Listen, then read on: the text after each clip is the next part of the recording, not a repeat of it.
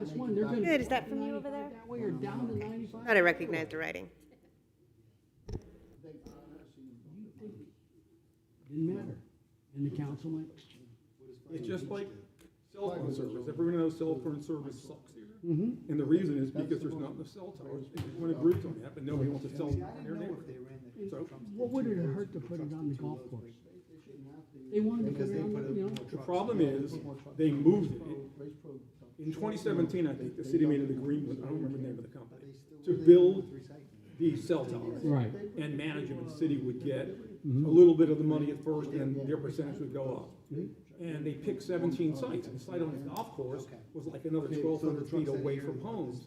And when it came up for the council, they moved it, so it was less than 500 feet from some homes. That's the reason I know this, because I know Dennis McDonald was one of the people close, and Lou, what's Lou? He passed away. Lou. Vitale. Lou Vitale. And he's an electronic engineer, and so he came with, reams of stuff about, interference and the, the microwaves that come off these things. And he's like, you can't put this, if you wanna put it, you need to put it where it was originally agreed to with your agreement with this company. Now you're moving to within 500 feet of our homes, that's why they didn't want it. Because the city decided to move it. Oh, well, we'll get there someday, huh? Yeah.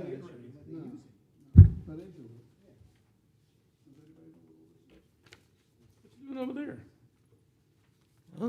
Miscounted. Oh, I saw those papers there. I thought they were yours. No, I handed some out, and one of them is from Jeannie.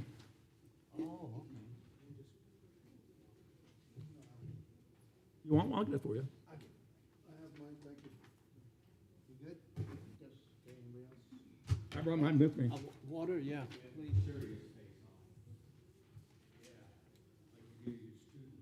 Oh, yeah, that's me. Serious face with students.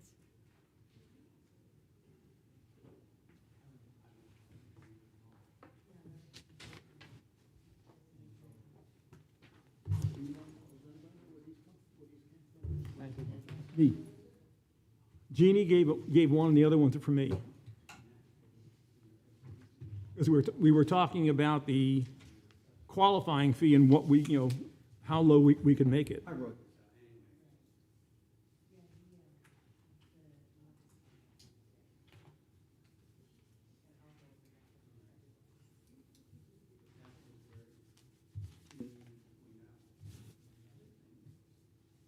These are yours, right? Yeah. Yeah.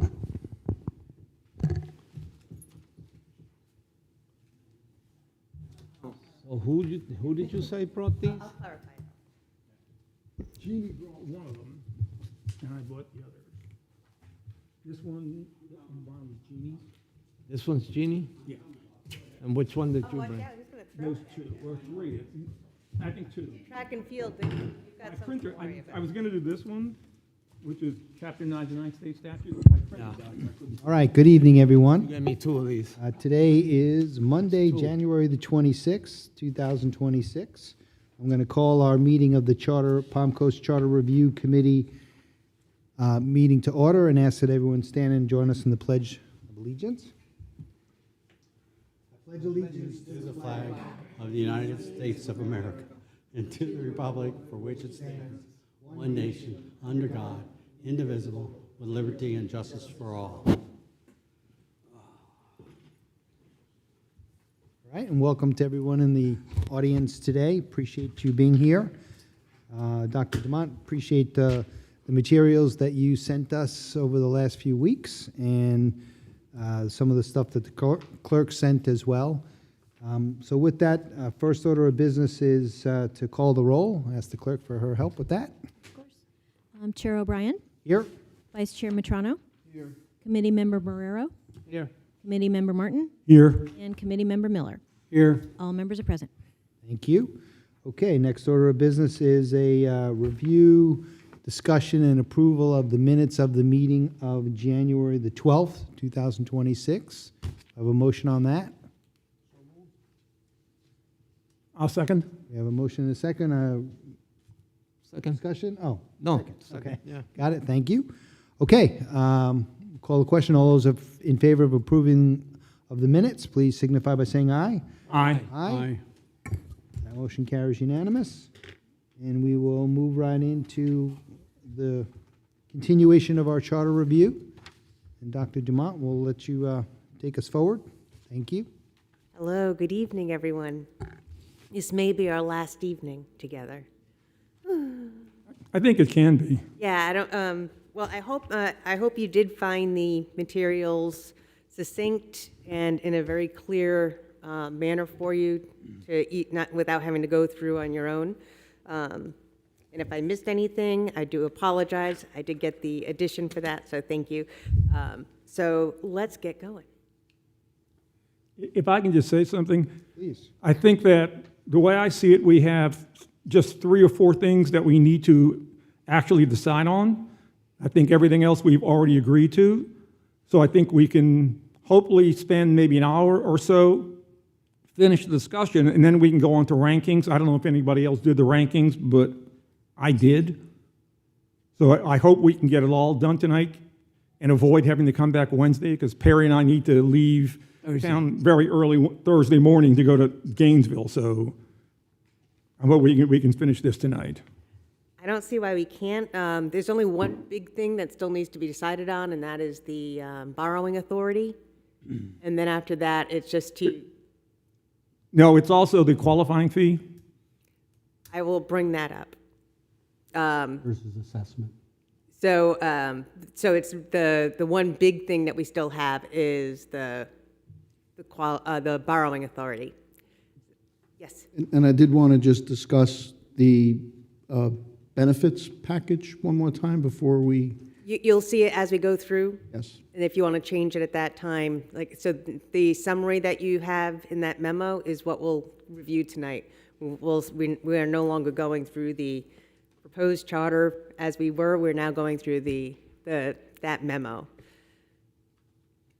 The memo that I sent you all. I was looking for it, but I must have printed it and left it there. It's okay, I'm good.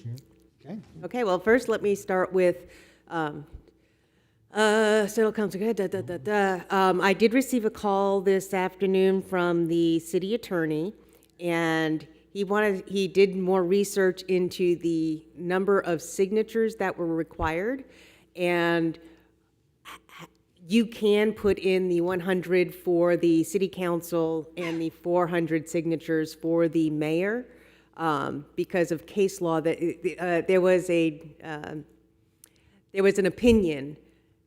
So it's not the case law, it was an opinion on the interpretation of the case law, so he's more than comfortable to lower those numbers down. However, the qualifying fee still would remain the same, but remember that the qualifying fee is only if you do not have the signatures. So if you lower the barrier with having those lower signatures, you cannot change that one little piece of the fee. Now, I'll probably ask it because we're going to move forward at the council meeting, but the fee at the 1% fee is by Florida statute, is an assessment that goes to the state. Is that correct? I do not know where it goes. Well, that's what way I read it is that you can't change that. And my question, go ahead, Mike. I was going to say, Chapter 99.092, state statutes, candidates, it says, qualifying fee of candidate. It starts off, it says, any person except the person in the qualified petition process pursuant to 9905 shall pay a qualifying fee, which shall consist of a filing fee and an election assessment. The amount of the filing fee is 3% of the annual salary of the office. The amount of the election assessment is 1% of the annual salary of the office sought. There's a thing about a party assessment. We don't do that here. So the way I read this, the minimum qualifying fee has to be 4%. 3% for the election assessment, and the 1% election assessment, and 3% of the filing fee. That's the way I read 9905. But there's been a new opine on that apparently, right? Is that what? No, that I was talking of the number of signatures needed. number of So signatures. you either get the signatures or you pay the fee. So we can cut it by 60%, because right now in the charter, it's 10%. It doesn't need to be 10%, it can be 4%, Yes, according to the way I read 99.092. right, as long as you're hitting those minimums. But the signatures, Yeah, and Can be- we should lower those, but I believe we also lower the qualifying fee itself, because if there's somebody who may be physically handicapped and not able to go out and do the hard drudge of collecting signatures, even if it's 100, we shouldn't be keeping people out because we're charging $3,000 if you want to run for mayor, if you can't get the signature. So I think it's important to make it accessible. That was the whole reason why they gave themselves the raises, was to try to attract more candidates. So I believe that we need to do both. We need to lower the amount of signatures, and we need to also lower the filing fee. So we make it affordable for most people. You know, even at 4%, if you're making, I don't know what the mayor's salary is now, it was $30,039. So even at 4%, that's still $1,200, but it's better than $3,000. And the way I read state statutes, it's the lowest we can make it. Unless it's done through a special act. In other words, if you have a special act, you can have it changed. And that would be, it would be an opinion of the attorney. But originally, when you adopt the charter is a special act. And this is a long way around the bend here. The charter is a special act establishing your municipality. My question to the attorney is, if we amend the charter, which was a special act, does that amend the fee? And I don't know. I'm just asking that. It's a long way around, but I'd like to get it down like you guys said, make it so we can make it less than that. But if you read that whole statute, it talks about a special act could negate the 1%. Now, And I do know that other cities do charge less. I don't know the current fee, because I did this research in 2023, but I know that Doral charges, I think, $250. I think Cape Coral charged a flat fee of $100. Miami charges 100. So, you know, maybe we have to leave that open and let the city attorney do further investigation, and then the council can then take it up. Yep. Because we really don't have the time to try to have, you know, several more meetings or wait for the attorney to give us any information. But we can ask them, we can ask, when it goes to the report, hopefully we make a note, ask the attorney to follow through on that and see if we can, if the charter is a special act, and we then amend the charter, is that legal to Is then, that a special act? is that a special act itself? And I thank you, Mike, for showing the difference between qualifying fees versus the assessment by the state. And that's where we were getting, I think I was getting confused, was that we kept talking about qualifying fees, but the 1% is a part of it. assessment by the state. It's not a qualifying fee in itself. Right, the qualifying fee is the two fees combined. Yes. That's how it's usually thought of. I think the attorney should have told us that. Okay, so you'd like me to reach out and ask him about whether the charter is a special act, and then would that change the opinion on the assessment amount? I would also like him to even take it one step further. If it isn't, how can we get a special act? My only question is, would a special act have to be approved by both houses of the legislature? Because the charter had to be. I imagine it would have to. I don't know. I'm just asking the question. If he's going to research it, let's research it wholly. I agree.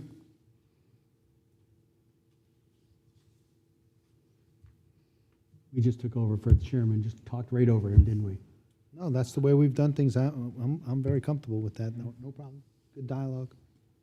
Okay, very good. So we're settled with that. 100 fees, 100 signatures for candidates who are running for council, 400 signatures for a candidate who is running for mayor. Lower assessment fees to the 4% minimum. But, Do whatever the minimum can be. right, okay. And follow up with the city attorney on that. Yeah, like I said, it looks to be 4% to me. Yep. Okay. Perfect, thank you.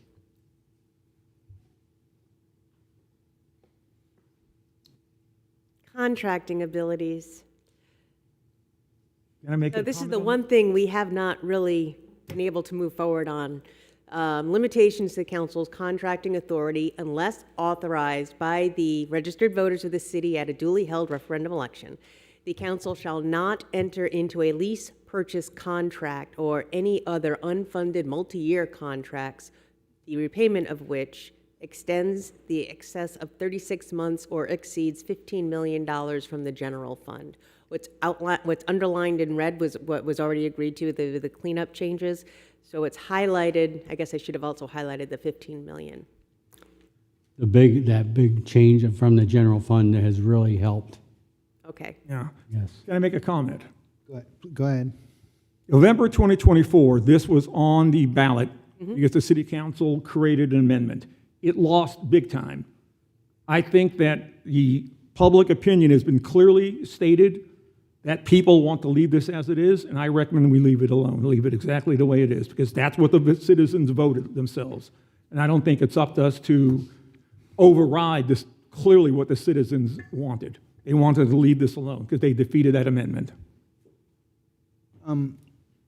So response to that, what was on the ballot was to just delete it. Delete it. Right, it didn't keep it with a change in values or numbers, it was just to delete it. Right. And it was, of course, around one particular project that, was all wrapped around. So I would like to just have a little bit of discussion about the limits themselves, the time limit and the value limit. And we- in relation to, what other cities and what's common practice somewhat around the city, around the state, so. We did ask from, Lauren was in, still the acting city manager. We did ask for some guidance on that, and we didn't receive any. And I don't think it should be up to us to change that, because we honestly don't know. I mean, at first I said we should change that to a percentage of the budget, so that would give them more flexibility, but we would still, whatever the original budget was, where they came to 15 million, where they derived that figure from, I thought if we kept that same percentage, you would let it rise, but it would still be the same percent of the budget. But because we've got no answer back from the city manager's office on this, I just think we go by what the vote. I know the voters didn't want to eliminate it because the city obviously wanted to have unlimited borrowing authority. Well, I'm under the impression we did get an answer. It's just that it's basically the elimination. That's the answer she gave us. It's in one of the pamphlets she sent. She proposed language is the same as it was in the past elections, to eliminate it. But I concur with O'Brien. I think we should take a look at the amounts and the time, but not eliminate it. Well, just couple things. Do you have any thoughts on this, Dr. Devon, or any knowledge of any studies or what other municipalities are doing, number one? I do not. Okay? And I did not receive the information that you all did about, from the city manager's office. I didn't receive that. Okay.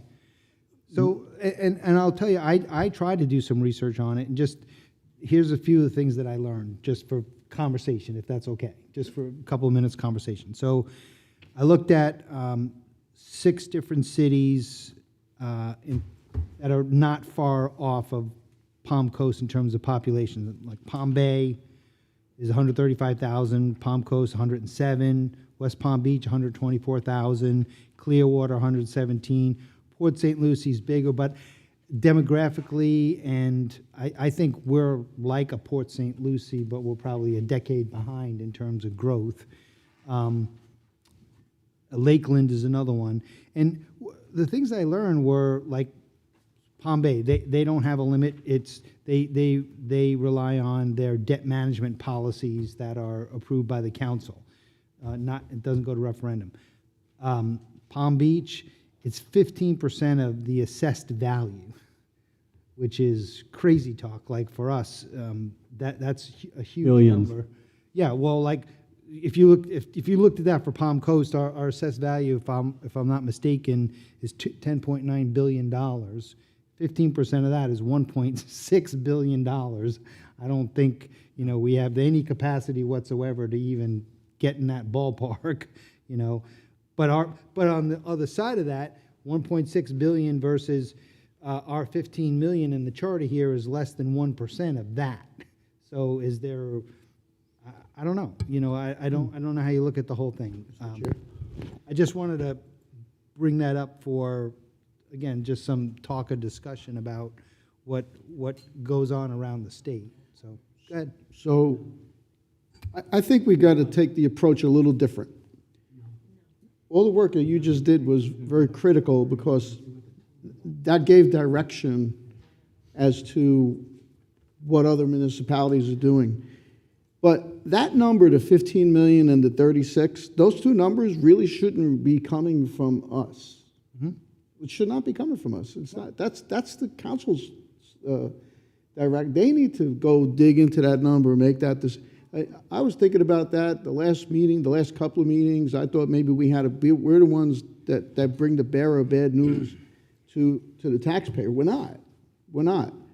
I think we just got to stick to the original, whether we deleting it or not, but that's it. They need to put the numbers in to get it to make the change on the ballot. That's something we have to drop in their lap because they have access to information that we just don't have, Our goal was to check the charter, follow the charter, look it over, make some changes. But as far as us changing policy, that would be changing policy. 36 and 15, that's a policy change. And that's not what I think we're supposed to be doing on this.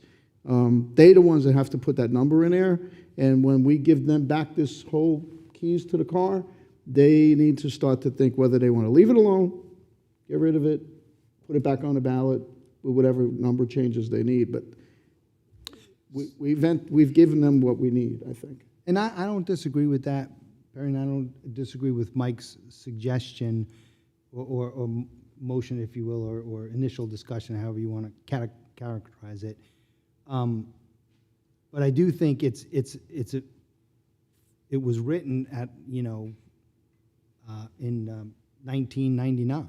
We agree on that. There's no So- doubt about it. So it's goes back many, many years, over 25 years. So maybe we could, in our Suggestions? say that they do an in-depth study of what might be appropriate for the city for now and in the future but then they would have to do another referendum. But they could do that in time, tied into a regular election, Sure.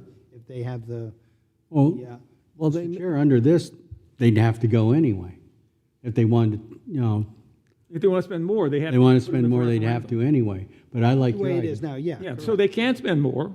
They just have to take it to the voters to get the voters to approve But it. if they want to set a higher limit and let everybody know they're setting a higher limit, I agree with you, Chair. Let them look at it. Yeah, somehow at least, maybe just get the point across that it does warrant more study or research, and they should really think about that, because I think in a lot of ways it Hamstrings? hamstrings. And I originally agreed, that's why I suggested we change it to a % of the budget, but because we got really no information except, Yes. we want to get rid of it. Yeah. I don't think it's up to us. I was hoping they'd give us some ideas on what they think that, would be useful for them, to give them some flexibility, but because they haven't, I think we just leave it like it is, and if the council wants to take this up, the council can take it up. Well, with the two changes of registered voters and from the general fund. Well, they know already because of the past elections that eliminating it is not going to go. It's not going to fly. Agree. So they got to come up with a number. Yeah. You're right. But if again, we're back to the same thing. And like you said, this was like 1999, this document. It has no relevance at all to today and to the future. The hamstringing is going to be awful. This will cost us, likely, the taxpayers, in the next 10 years and then there beyond, a lot more money because this is incorrect. This needs to be corrected. But unfortunately, it is not the charter review's job. We did exactly what we're supposed to do. Crossed out electors, registered voters, added from the general fund to clarify the document. That's all we were supposed to do. We all believe, like you said, Donald, we all, Mr. Chairman, we all agree what you said. This is hamstringing. It's really bad. It was a bad document when it went out. So I think we did our job, you know? We can make that suggestion that they need to look into it in depth. I think it's a bad thing anyway. But we're not going to be able to change it. We could change that 36 to 48, and we could change 15 to 20. It doesn't matter what we say. It's all going to be the voter anyway, and whether council wants to change it. So we don't have any input to change the numbers, is all I'm saying. We just need to do our job. Okay. I agree. Wax on, wax off. Yep, Okay. sadly. One last thing. I want to make sure we have this language right here. So, contracts or other unfunded multi-year contracts, the repayment of which extends in excess of 36 months or exceeds $15 million serviced from the general fund. Because the general fund is what would pay the debt service on the $15 million, right? It's not money coming from the general fund. The debt services, but I'm just wondering if we need to, I think you're right. if that reads correct or not. I think you're right. Or payment from the general fund? Repayment, Repayment, yeah. Repayment, yeah. That's more friendlier words. What do you say, Doc? Yep, like repayment from the general fund. I mean, prior to us even adding the general fund, nobody knew it was from the general fund. Or exceeds $15 million, Or repayment exceeds $15 million. no. That's the limit that's the borrowing limit in essence right now without a referendum. Okay, or exceeds 15. Yeah, that is unclear. Extends in excess of 36 months or exceeds. So the contract cannot exceed 15 million, or is that 15 million? Well, A the question, lease or a contract, it couldn't be for more than a total value of $15 million, If I did- or it exceeded 36 months. Nobody says you can't stack. They're just Yeah, that's saying. what I just said. Yeah, I mean, you know, they could What if they could decide to spend. stack them? what about, for instance, the utility department issuing bonds because they're an enterprise fund? So that's different, right? That's It's a different. revenue fund. That's why I like this idea of having general fund in there. Yeah. Right, but it doesn't read right. It says, or exceeds $50 million How about if we word it like this, Donald? in borrowing that would have, Or the repayment exceeds How 15 about million from the general exceeds fund? debt of 15 million? but the $50 million is the debt. It's not. Yeah, it's not the repayment. interest included. So what I kind of did here, so. The debt 36 months, repayment? Or the total exceeds 15 million, In borrowing that would be repaid from the general fund. that will, 15 million, that will be repaid from the general fund. Yeah. That was rough.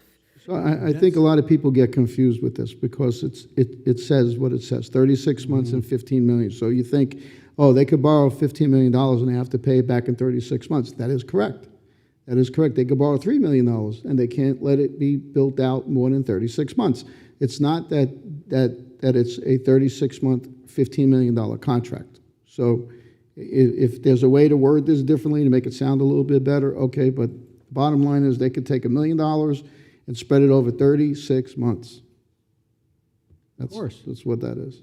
Okay, or the But- total exceeds $15 million that will be repaid from the general fund. Yes.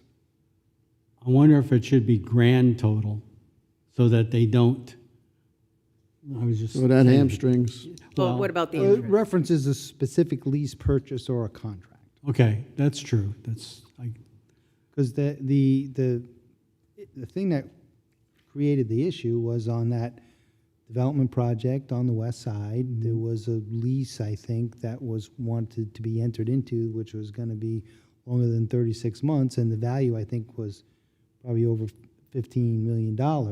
And even though there was gonna be revenue coming in from that project to service the debt, the question is, well, if it didn't take off or there was a problem, the city's on the hook, because basically guaranteeing the lease. plus it was a long-term debt increased the amount of money coming back in, going out. It was to be repaid, Yeah, like definitely. any loan. It was a problem, Yeah. no question. I think we all agree on that. I just wanted to make sure because my partner over here was pointing out, and we both said, got to prohibit, we wouldn't want to see them stacking it.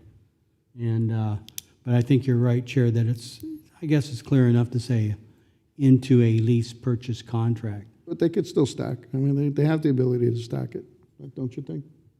I mean, but it's up to, once again, it's up to the council. Right. If they want to stack, they stack. But the point is, they can only do 36 months, 15 million max. I mean, the number's there, but they could still spend $72 million. They could still spend, there's a lot of money. It's just that they just can't exceed 36 months, and they can't do one contract at 15 million. They got 27 contracts at 15 million. If they approve it, that's why they're city council. We're not. Our job is to clear this up. That's in this pamphlet that Lauren provided for us, the capital projects and funding challenges. Yep. She shows the challenges. I mean, contracts of 22 million, 41 million, and the problems they go through. And utility-wise, an estimate between 25 and 28 of $232 million. The utility is an enterprise fund and handled differently. But again, I think that's why I think we're all coming back to maybe if we could just at least give them a recommendation that they should do a better study, and then approach it Clarify from it. that way and sometime in the future. But we're not getting in that world. I would vote for a consensus on that point Yes. that you made and send it to them. I agree. Okay. Agree. Agree.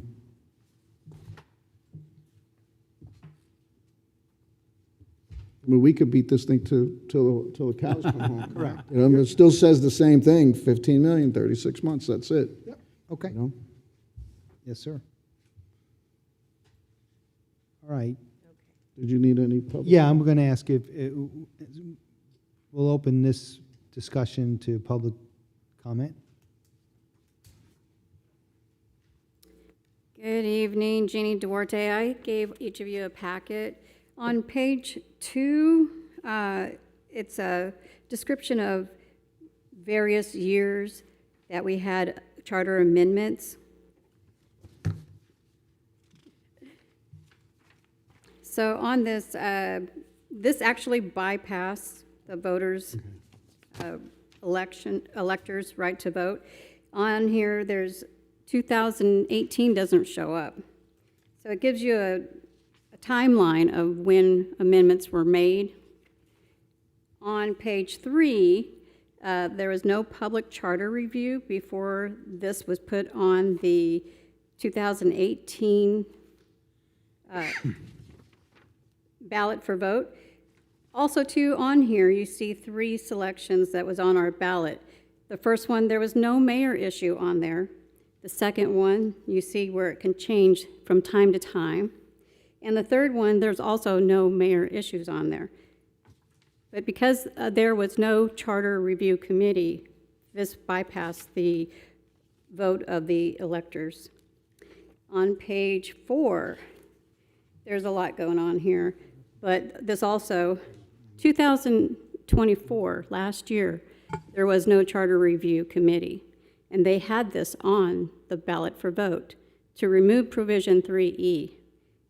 It was a bypass, once again, to remove our right to vote, and putting it on the ballot in the first place was also bypassing the electors.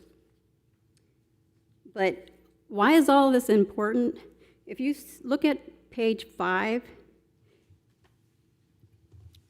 the charter review is important because it's as simple as a shall or a may.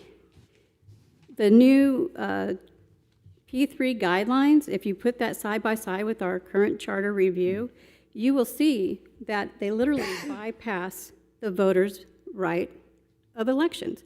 They're bypassing the voters' rights. On page 6 and 7, if you take those and put those side by side, literally just let it line up side by side, you will see some interesting stuff. I actually saw here, when I was looking at the council vacancy, Jeannie, we're found some- talking about this, the contracting abilities, just this section right now.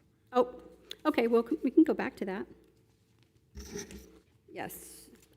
So on page 4, to remove or to add from the general fund, I think would be a big mistake. To remove the electors and replace it with registered voters is a big mistake.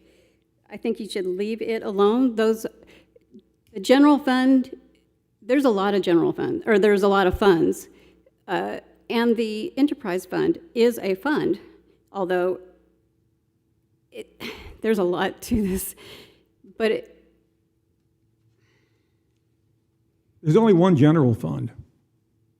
there's a lot of different funds. Right, that's why. Yeah, but they're under the general fund. This only applies to the general fund. Yeah, well, right now, currently, there is no depiction on here between the general fund and the enterprise fund. This literally talks about their limits when they want to ask for money. You can take $15 million and compile it, like you said, Perry. They can just stack this. I mean, you can 15 million this, 15 million that, 15, and as long as you have a repayment within 36 months, you're fine. If you need an extension or you need more money, you can ask. They just bonded us for over 30 years for $330 million. That's a different issue, That's a, Jeannie. It has to that's do a with- revenue hey, fund. It doesn't show on here that that's separate, that's a separate issue. That's why we put general fund on here. That's past tense. We're talking about right now with our current charter. You're talking about changing things. They should have done that after the changes if we approved it. That's why we're clarifying it. But if you Right. understand enterprise funds, and you go read the law about Oh, I it, get that. well, the enterprise funds have to stand on a repayment on their own. And they have You to be can't able guarantee to. a repayment on something that doesn't exist yet. Okay, I'll have to explain it to you someday. Yeah, we're going up top. yeah. I'll let's- send you let's some move on information to other- help you. All right, won't have thank to. you so much. Okay, Jeannie, any other comments on this council contracting abilities section from the charter? Okay, all right. Before we move on, I have discovered a missing word. If you, in Article 4, Section 1B, 3B, where it talks about the mayor shall reside within the city limits. Can you wait till we get to that part? Okay. No, my printer broke. I couldn't print anything else, unfortunately. Okay.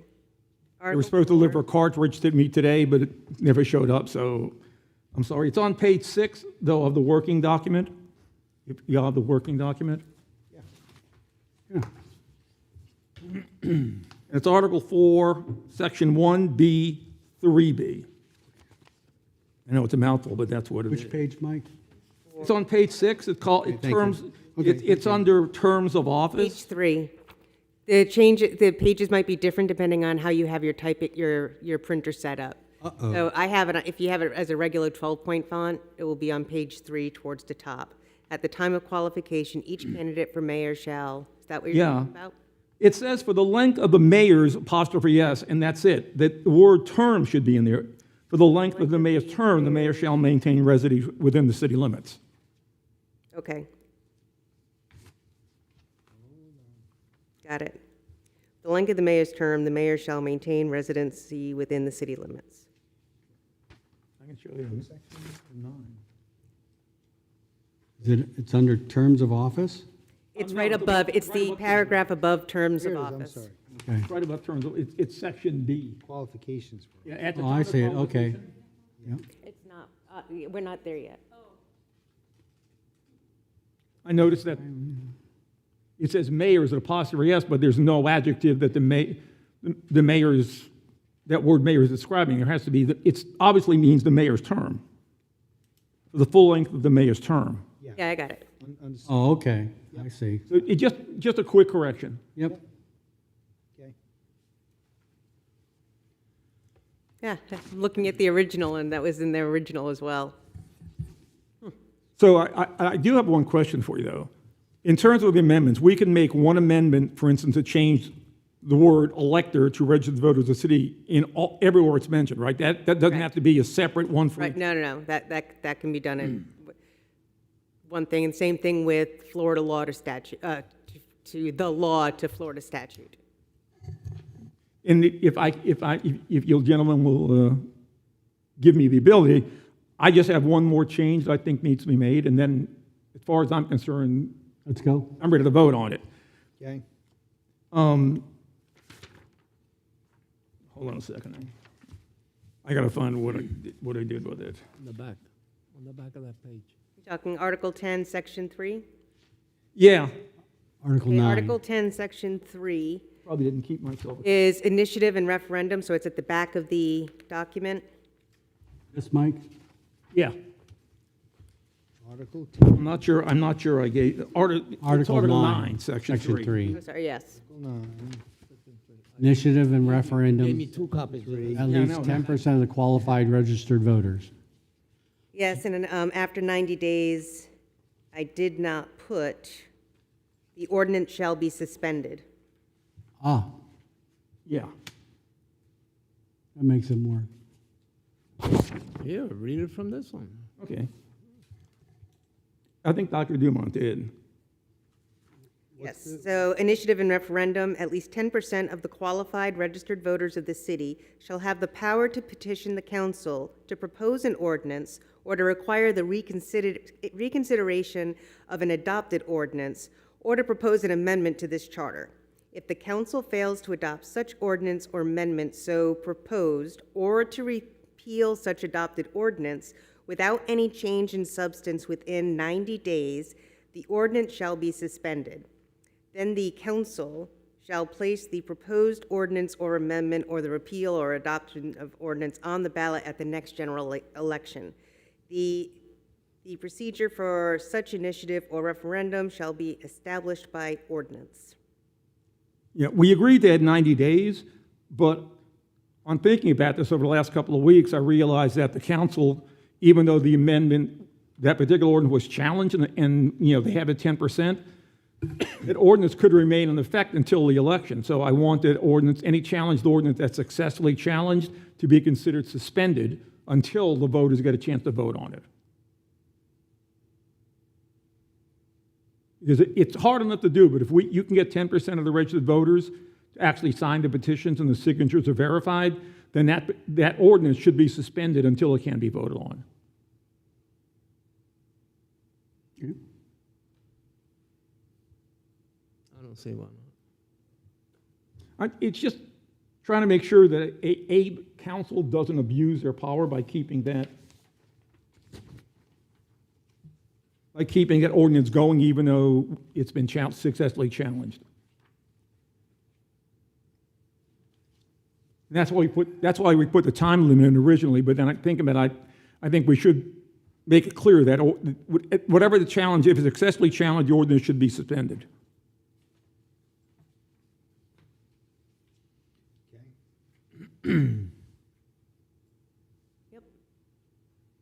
Well, I don't know.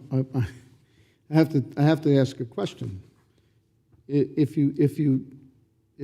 mean, this, for recall, that's definitely something you can't suspend if you're, I mean, I'm trying to put a face to that item that might have to be suspended. It's not a recall. We have the power to challenge any ordinance the city council passes.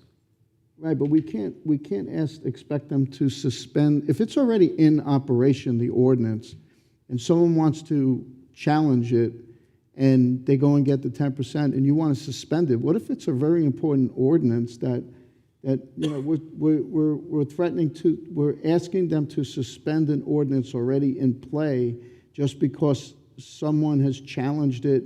It's not someone, it's 10% of the registered voters, which the charter gives us the power to do. It's the ultimate power of the citizens to challenge a government decision.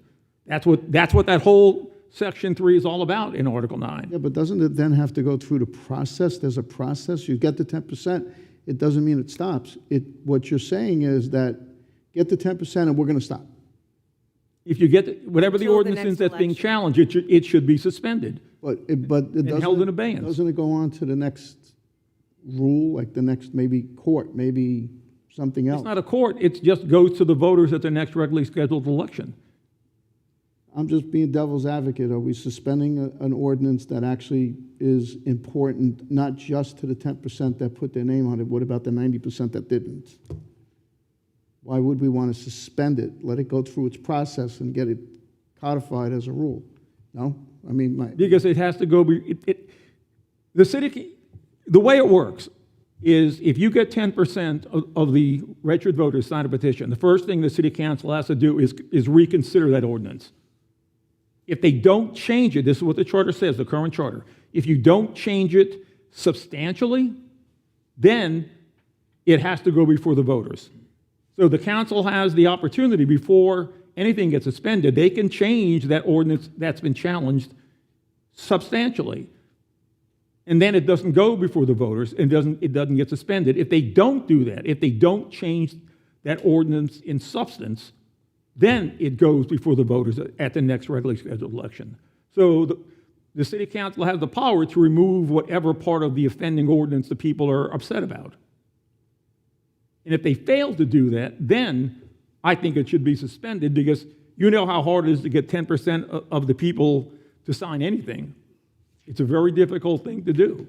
And it should be a difficult thing to do. This shouldn't be something easy. But if you actually can get, if there's 107,000 people, if you can get 11,000 signatures on a petition, that tells me a lot of people are really angry about this particular ordinance. And then it's up to the city council. Do they change it in substance? They have to bring it back up for reconsideration. At that point, they can change it, listen to the citizens who come to that meeting, find out why the citizens are challenging this, and then make that change. If they make that change, all's well and good. It's if they refuse to change it substantially, that's when it goes before the voters. Well, my last comment on this would be a very, well-funded organization could come in, have teams of people out there to get signatures on something that they want pushed through, and that would suspend a possible ordinance that might be protecting all of us. It gives an open door with the word suspend. It gives an open door to a powerful PAC or something. It's a far-fetched idea maybe, but you never know, right? And that could change people on the board. That could change a lot of things. You couldn't change people on the council by ordinance. I understand that, but well, not necessarily that by that, but it could push other reasons and ways that things could be. I don't think anything should be suspended. That's all I'm saying. If you want to, if the board goes in that direction, and let the council figure out whether they want to do the same.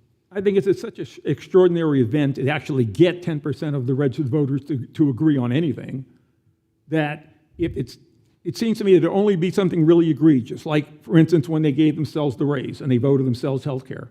That upset a lot of people. And we could have gotten 10% of the signatures to challenge that, and if the council refused to change it in substance, then in my opinion, that should have been suspended, because enough people were upset and angry about that and opposed it. The council should be paying attention to the citizens. I know you can say the ultimate responsibility of the citizens to vote them out of office, to vote for somebody else, but you can do a lot of damage before you wait for another election. So I'm just trying to keep the city council from playing games and say, well, okay, we'll put it on the next general election, in 18 months from now. And meanwhile, whatever the ordinance is, the people have to live with it, even though they're objecting to it. I just worry about outside bad actors spending a lot of money to get signatures. I somehow don't think, disruption. I really don't think that would happen, because most people you've got to be upset about something. Even though people were upset about the raise, I still couldn't get 10%. I only got 5%. But you at least tried. Well, I did try, and nobody else had ever done that. And I'm sure that people will forget this section even exists, and nobody will do it again. But I just made my point, that's all. And I respect it. I agree with both of you. I really do. There's something in between there that we could find, I think. And I don't know what it is. Well, I mean, either way, it goes to council. I mean, if they want to put the word suspend in there, they do it. If they don't want it, they don't do it. But we at least voiced the opinion of and/or on that, I mean, the council could revoke the ordinance. They could vote to revoke it. right? No, I think Perry means that it's going to be in their decision whether they want to include that as part of the charter review. Oh, yeah. Yeah, maybe they won't like that and they'll take it out. Right. So would you like me to include that as part of your suggestions? If that's the majority view of the committee. I don't want it just to be because I proposed it. I want to make sure that everybody, or at least the majority, is behind it. I guess the question comes back, what happens if you suspend it? Right? I keep thinking about like Perry said, the other 90%. Ordinance shall be suspended. Well, if it's not, I'll be back to you. Well, they have 90 days Yeah. to consider it and change it in substance. Now, it doesn't define really what change in substance means, so that, that does free the council to make a change, and then you can argue, is that a substantive change or not a substantive change? I think if they suspended it, you just give them more than 90 days, you know? I think they have to have that hard 90-day, they have to be held their feet to the fire. I think by having the 90 days in there gives them a little bit more than just 60. We gave them a little bit more time to be more reasonable. So there shouldn't be a surprise of something that's now going to be suspended. They have 90 days, not 60. I could see 60. I'll be honest with you, Mike, I would definitely agree with you. If we had left it at 60 and they didn't do it, then the ordinance should be suspended, and that would put a lot more heat on them. But I think a 90-day period gives them time to discuss it, make the point, have plenty of meetings, plenty of public input. Fish or cut bait. And you know what I mean? Fish and cut bait. Yeah, so I mean, that's why I think the 90-day really did do a lot for them, and it certainly brought it back. If we give them, if you suspend it, you just bought them not just 90 days, who knows how much longer, then they could ride it, you know? If you have a stubborn member on council and says, I don't want it, and they got 3 people with enough vote to hold it to suspension, then the problem just goes away for as long as they want to kick the can down the road, because there's no limit. Right now, we got a 90-day limit. I think we need to keep the limit without offering the possibility of suspending an ordinance that's supposed to be in place. But if they for us. don't, if they go 90 days and they don't change it, it still has to go to the ballot, but that Absolutely. ordinance stays in effect. And the next general election could be, more than a year away. Yes, I agree, I understand. So depending on how egregious that particular ordinance is, just like giving themselves a raise and giving themselves health care, and then giving themselves, if they don't want the health care, they can get in salary the value of the health care. So they gave themselves even a bigger raise. Yeah, that was wrong, but I guess, excuse me, Perry, the way I was reading this was either they adopt it within the 90 days or it's over. Nothing happens. You either take it to referendum, you can't suspend, you can't do anything, it's done. Or you take it to the ballot. Isn't that the way this is supposed to read?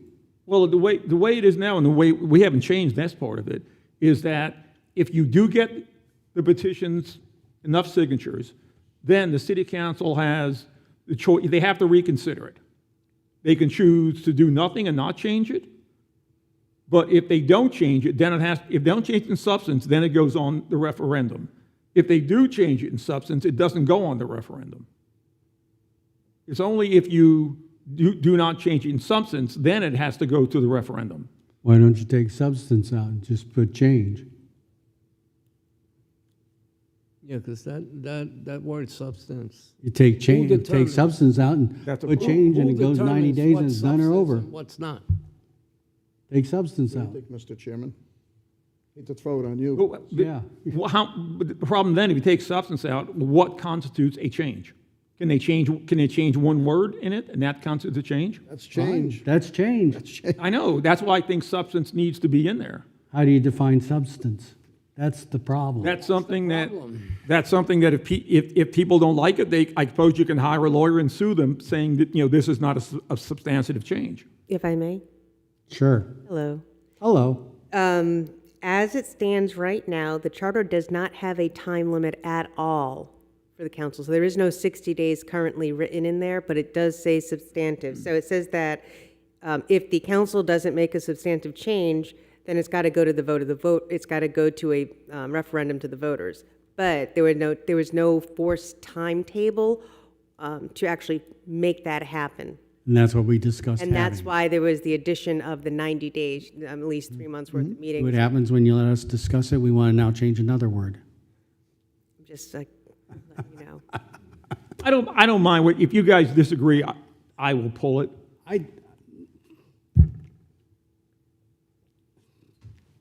I'm just trying to keep a council from cheating by saying, well, we'll just hold on to this, and even if it goes to referendum, we can get another year's salary out of this or another year's worth of health care out of it.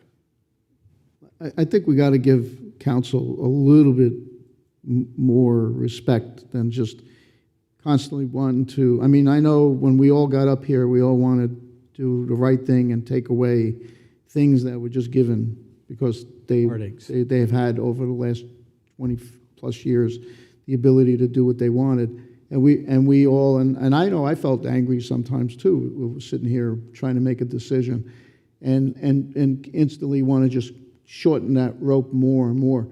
That's not our goal. Our goal needs to be to give them a functionable document which allows them to grow and operate the city based on our personal well-being. There's 5 people all elected separately, and they have to make decisions by majority.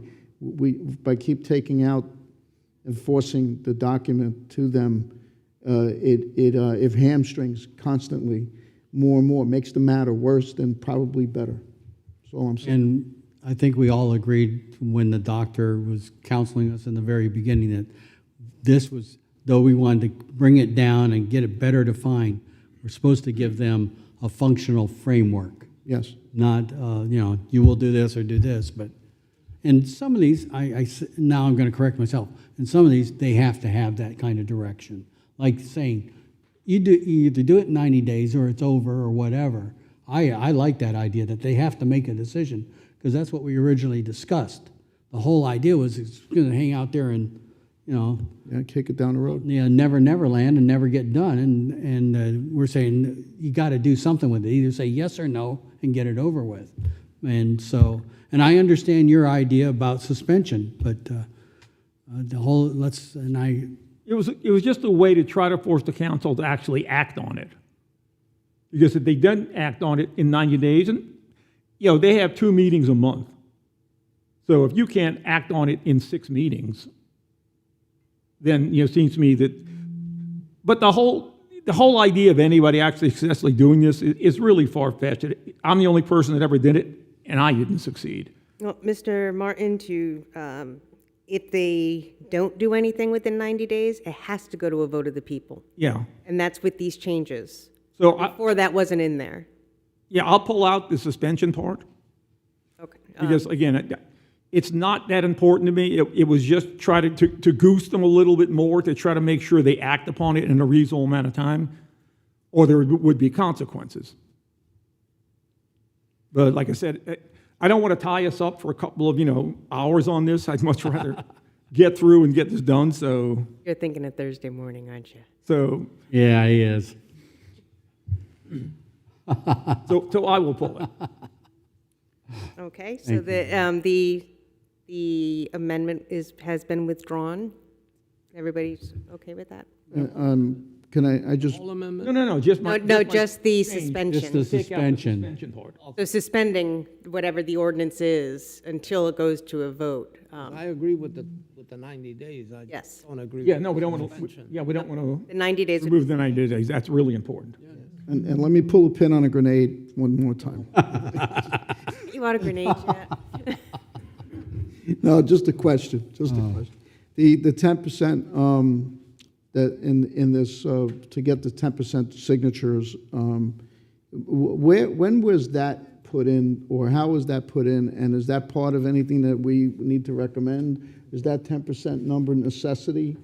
That's state law. That's state law. Okay, it's statute, the 10% to change I something? am not sure, but I would say that you need a high bar. Otherwise, people will just form little groups and continually try and change things that a small group doesn't like. Yeah, I'm just asking, I'm just asking for clarification, not asking to change anything. No. Is there any statute I reference? think Mr. Miller's checking right now. He's got his handy dandy, probably little Florida statute app. It's, the Florida statutes are long, folks. It's not something you can just, Well, there's a I just don't know where they There got is a that. search function. I just don't know where they got the 10% from, and I was just curious, that's all. Probably not a good time to answer the question, but it came up. regulate. I somehow don't think if we recommended cutting it to 5, that the council would be too happy about that. No, I wouldn't cut it. I think the harder it is, the more important it is. Otherwise, you will have people with a lot of money, PACs with money, that want to change rules and do things. But it's never happened. It could happen. I'm not saying it couldn't. The fact is, it's never happened. Seeing it right away. They didn't even have a procedure in place, even though the charter called for ordinance to create a procedure. They didn't even have that because nobody ever read the charter. I was the only person that knew about it, and when I asked the city clerk, she was like, "What?" I said, "Charter, Article 9, Section 3." She had to go read it, and then like, "Gee, we don't have anything set up for that." So they do now, thank goodness. At least I got that done, but it's an extremely hard thing to do. As it should be. Yes. And I agree, it should be hard. It shouldn't be easy. Okay, thank you. That was my only question. Okay. Where did that 10% come from?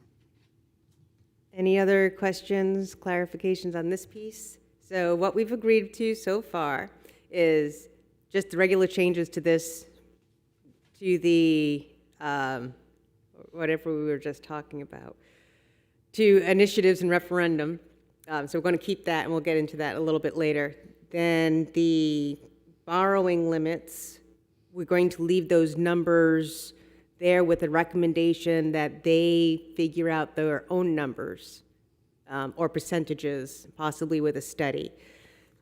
Correct? Yes. And then the signature update would be to the 100/400, double check on the qualifying fee, filing fee stuff. Yeah, okay. good summation. All right, well, then let's get into the substantive changes that you've all said we should do so we can start ranking them. On this page are all of the things that are substantive changes. So when you reviewed the memo, was there anything that I put in the minor changes or clarifying changes section that you think should be in the substantive change section?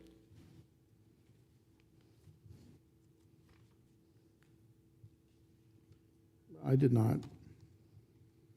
No? I think it's pretty good the way it is. Okay. All right, then let's look at these changes. How would you rank them? Right, what? The substantive changes are on the projector. Which ones do you think need to be addressed first, second, third? Oh, you want our ranking? Right, so this way, when you're providing these to city council, you're saying, we feel that these really need to get changed now, because if not, then, bad things can happen, where other changes don't have that urgency. I ranked them by 5-star, 4-star, 3-star, but I didn't rank the actual Numbers, okay. the 5-star. I didn't rank the 5-star within the 5-star, but I can tell you what I think the most important things are. If anybody's interested, Article 4, Section 1, B2, which is the qualifying fee from 10% to 4%. Hold on, qualifying fees. Which we're looking for further explanation. Yeah, you were going to check that with the lawyer. Well, We can do that part of it, But we're asking if they can be taken further, is what we asked. Yeah, but at the very least, we want to change the 10% Yes, to 4%. that's If what we I'm can go saying. lower than 4%, then Yes, that's what I'm saying. I think we should. But I think that is something that we should make a priority. Like I said, I rank that as one of my 5-star. Okay, and do you also put in signatures with that? Yeah. But I think that we know we can change the signature, so, but I think that's important too. We need to, that as well. The signatures and the qualifying fee should be the highest priority.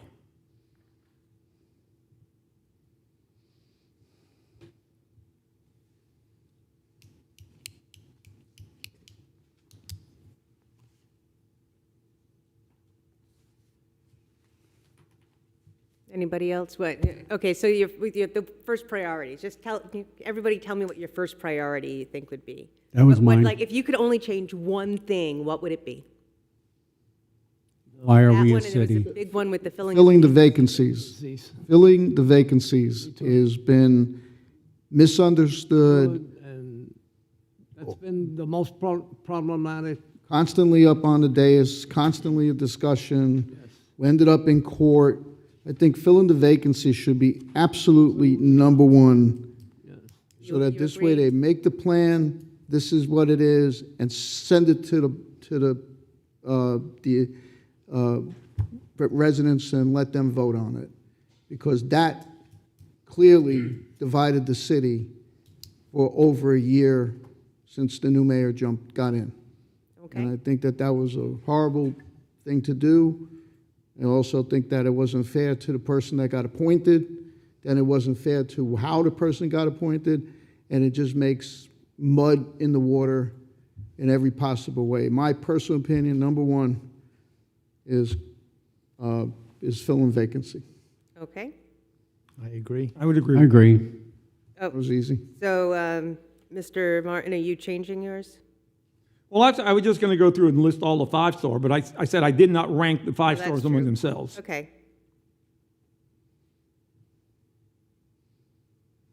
I'm giving a presentation Thursday, and I've been kind of doing half this and then half my presentation, so. all right. The bus- Okay, so you said JJ 5, filling vacancies, signatures and qualification, qualifying. I think compensation, Yeah, I agree. Yes.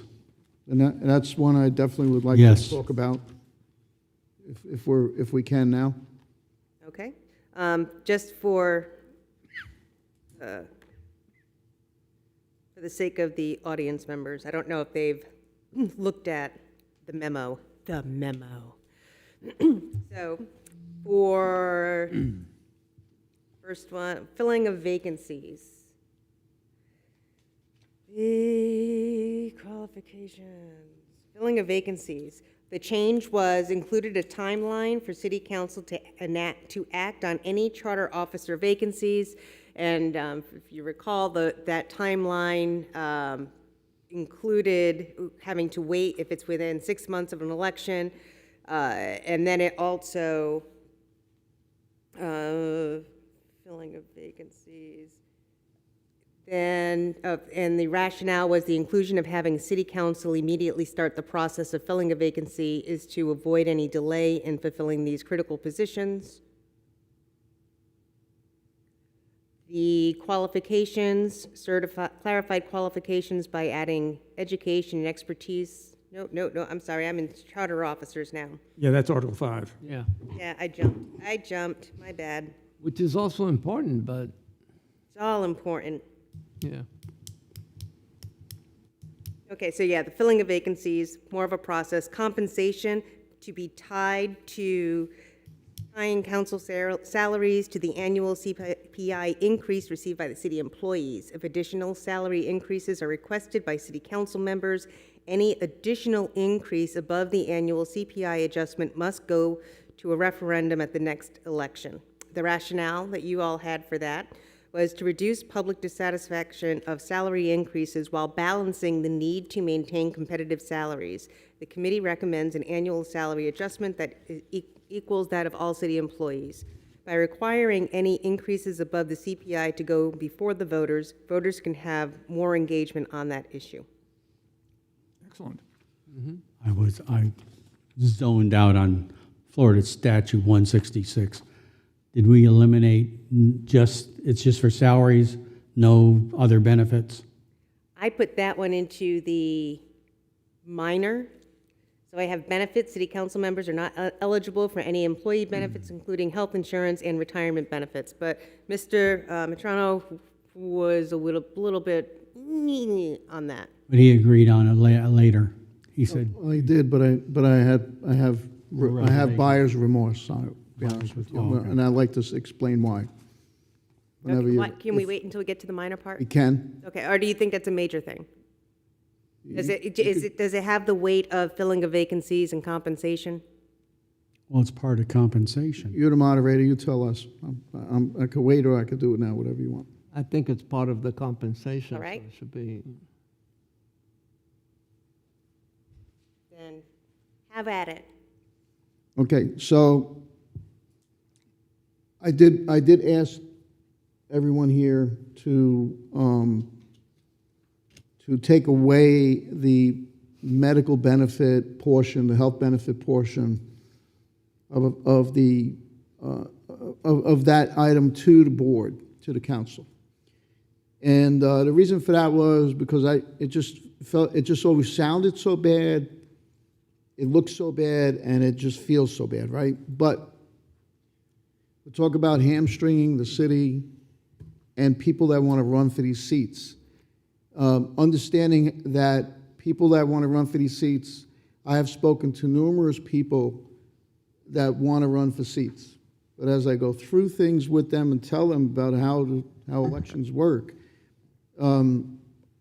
they say, I can't give up my job. I got benefits. Or I can't work part-time because I have benefits. And I said, if we just wanted to be mean-spirited about it and take it all away, okay.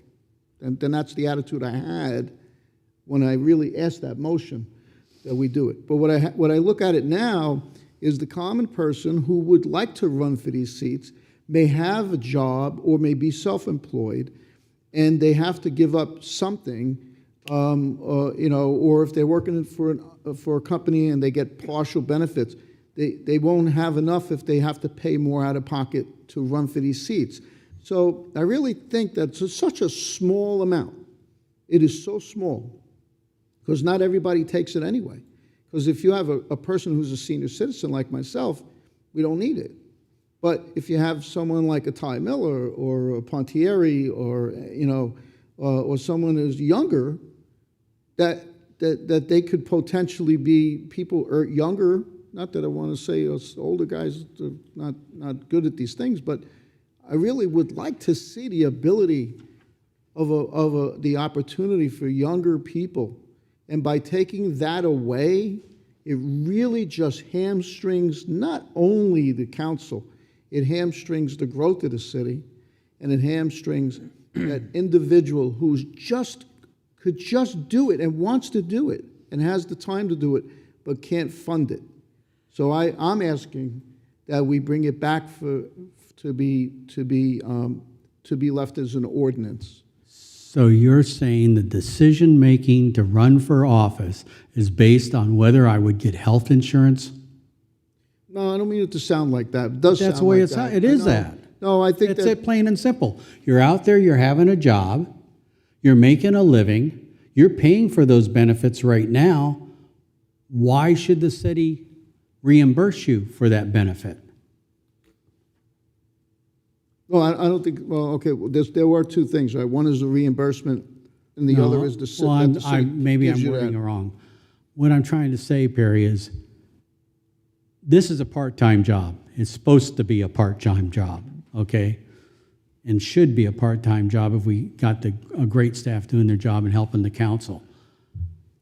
I don't think a person should make the decision to run for council based on compensation for what they're making at their job. They need to weigh their job against being on the council. I know it takes time. I personally even, right now, I've got a monitor on at my house because I have somebody very ill. But I'm here and I'm watching. Got away, got a phone call, took care of it. But the whole point is if you're going to run for this, you've got to weigh those things. And I don't know what your benefits are costing you now, the medical, a month per employee, but I'll say somewhere probably approaching $500 these days per employee. I mean, is that what we're going to do? Say you can run for office because we're going to give you the benefits? No, I don't mean it that way. I mean it that it just allows someone to maybe make a decision. We might be able to attract, and that was the purpose of this thing. When I went back and looked at it a few times, it's been discussed a number of times, and it was hoping to bring in a younger city council. And not to say older is bad or not, but I'm just saying that if there's a possibility that it would help one person who really wants to run for the seat, that they can benefit from it, and it might get them to run and be invested in the city. I don't see it as a big expense. I don't really think it's that big, I really, because nobody, I don't even think any of them, I don't think but one or two of them have even ever take it. Perry, the way I understand the ordinance, if you don't take it, you can get the cash equivalent. I think that should go. I mean, And that's what I'm saying. Nobody's going to turn down the money. Well, And there were people sitting on this council who were making good money, and they took the benefit because it's money back in their pocket.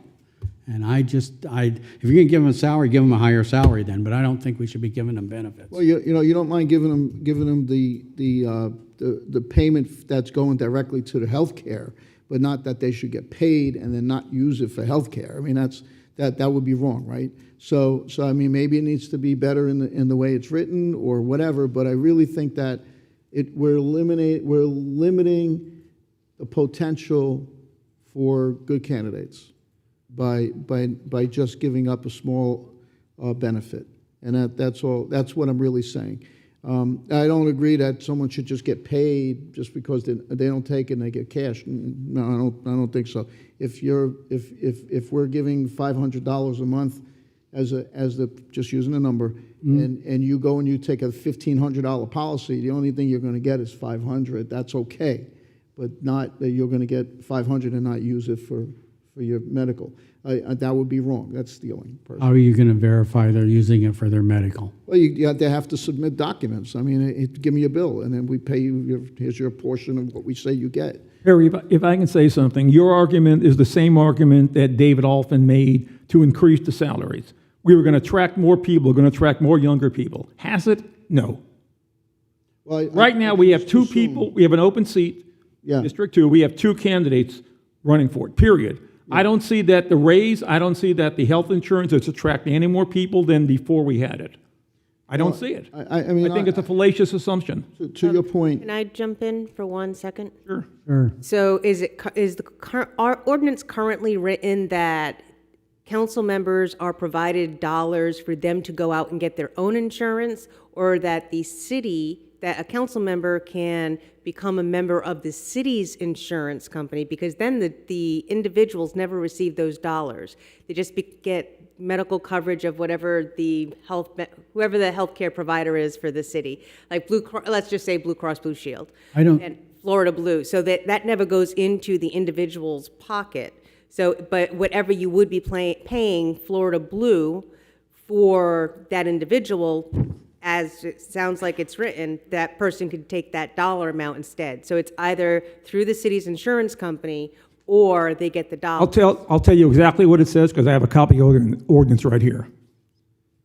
In Section E, each member of the city council and the mayor shall be eligible for the health benefits plan, parentheses, the plan, at the benefit level of the general city employees.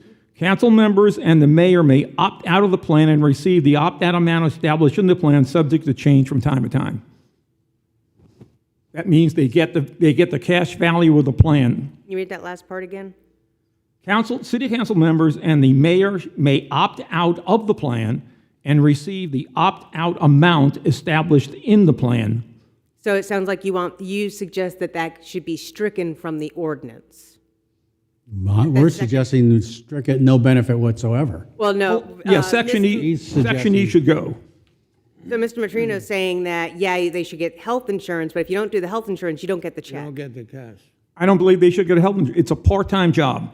Public service is about giving something of yourself. The way I think the rationale behind what Mike just read about you either take the insurance or you get an opt-out amount, that originally was for employees, and the reason behind it was there were some employees who were in a plan with their spouse, okay? Exactly. They already have insurance, and they They don't already need had it. insurance, but they thought it was fair enough to give them the amount they would normally have to go towards their plan with their spouse. That's what it was I think. I'm not, the place I worked before, the last big place I worked, that's the way we did it. If you had a spouse or you had another insurance plan you were under, we would give you the amount that the employees were getting in the Part-time employees? huh? Part-time employees? No, part-time employees got part-time. And that's my point. Yeah. City council members, the mayor, they're part-time people. It's not a full-time job. If you want to give them health benefits and a big salary, make it a full-time job. I don't want to give them any benefits whatsoever. I mean, period. I agree with you. I think you should stricken Section E out of that ordinance.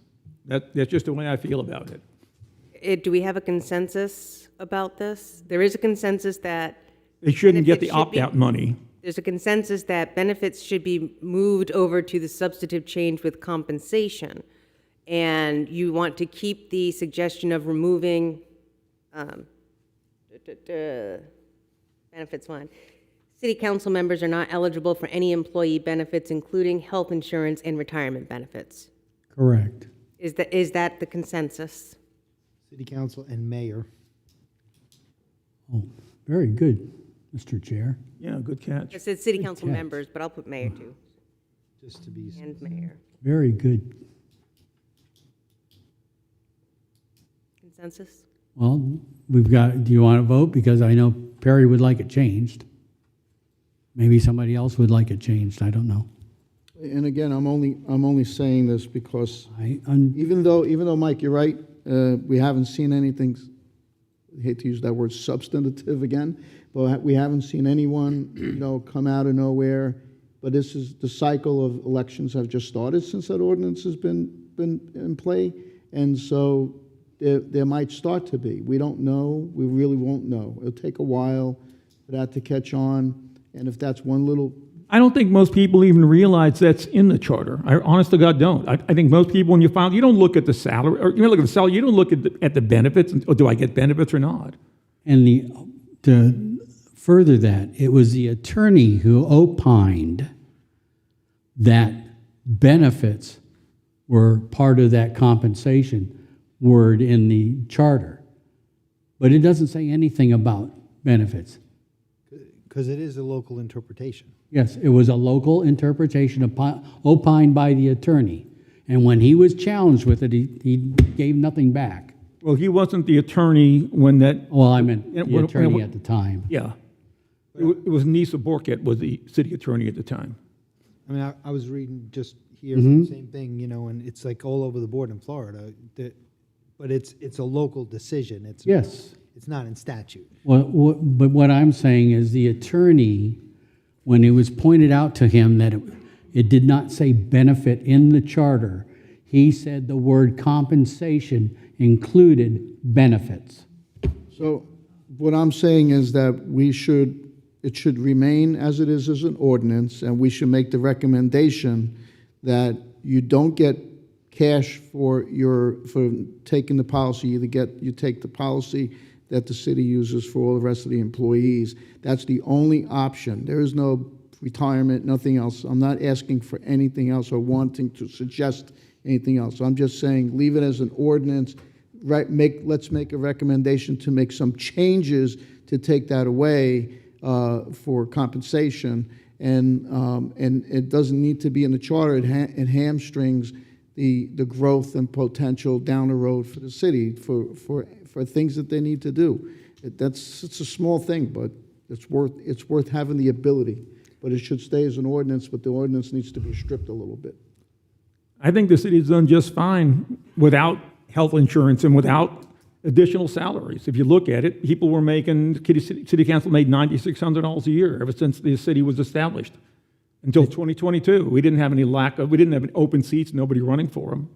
I think I think our original decision was the correct one. Now, the council may, blow it out of the water, but that's their decision to do. I think the original idea was that we lost faith in the mayor and the council to make those kind of decisions, that the financial decisions in their favor, their personal favor, needed to be locked in.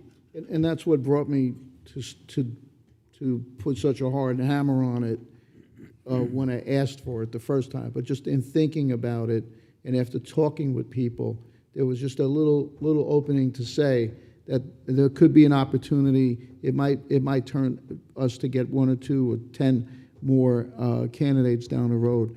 And I think it should remain an ordinance, get stripped a little bit more, make that offer up to the city council. But hey, I have to go along with what we've done. We've already voted on it. We don't have to bring it back at all. Well, I was going to throw something in to help you. No, we haven't voted on it. The voting goes to, when you, this is going to be the voting stuff. But I mean, I think we made a consensus Yes. to remove it. So. To help Harry his argument, which I'm not in favor of, but would you be willing, and I don't know, do part-time employees get benefits? Because I was going to say, when you asked me, Mike, about part-time, really, it's kind of ironic, but all the places I worked, if you were a part-time employee, you got part-time benefits. And we had a part-time benefit or employee was 30-some hours. So you got half of what a full-time would. So if you were paying $500 a month insurance for a full, we would give them $250 to go find their own insurance to the part-time employee. And I've seen where people get dental and get eye vision, but they don't get anything else. That's true. I'm just, That's not our Let me decision. bring this back to, is this for the charter or is that for an ordinance? Ordinance. So the charter can frame an ordinance, and as it was discussed, the charter should be framing it that the council gets those annual salary increases but does not get benefits. Yes. Yes. yes. And that's what the agreement, the majority agreement is, with one abstention. Yeah, I'm sorry, Barry, you just haven't convinced me. Well, I wasn't necessarily trying to convince you. I was just making a point that this could be It could, valid. but I think a lot of people I talk to just don't like the fact that their tax money is going to give health insurance to people who are part-time city councils. I think part of it was too is the people who took it, a couple of people I don't think really needed it. And they just It looked came at it. across greedy. Yes, it That's did. what it was. And That's it what I'm trying made a to- lot of people angry. And that's the reason all of them lost their reelection Our bid. statesman here has tried his best to convince us. Right.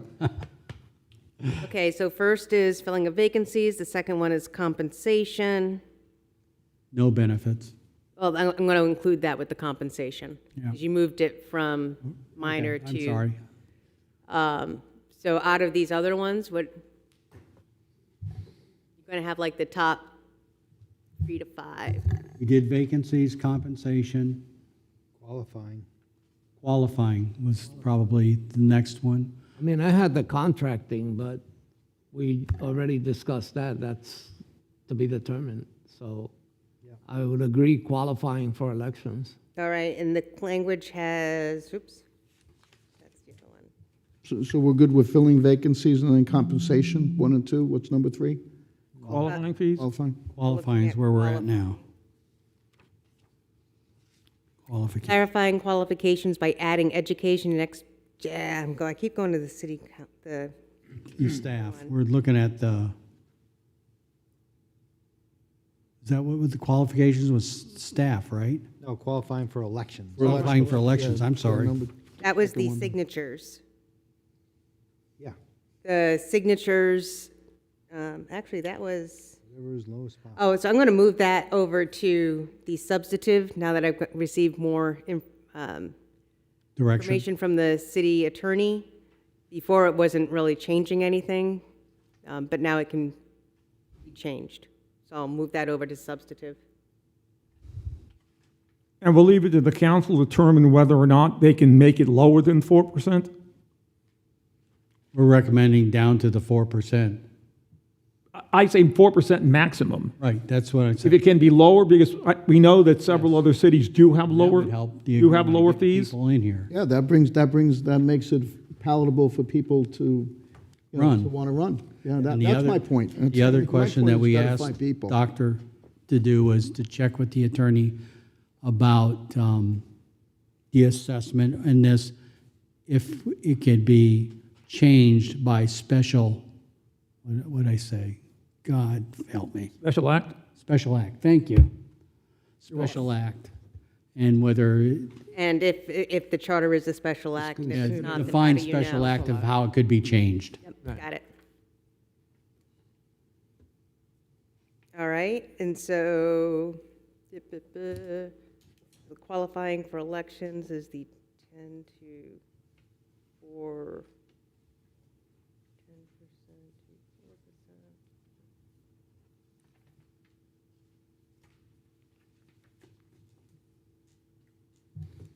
Okay, we can do that. Also included in that is signatures citywide, not just council. That's Not- what we not said, just because district? it's hard some just to do it by district. Were you in agreement, Perry? Yes, Because you were involved in that more than us. yeah. Okay, so this is okay. Makes it easier. I mean, we did talk down the road that they would maybe add Districts? two, not districts, but two Two additional citywide council members at at large. large. At large. yeah. But that would be, you know, Later maybe when down the that whole another part of town gets built out. That's a long way away. Yeah.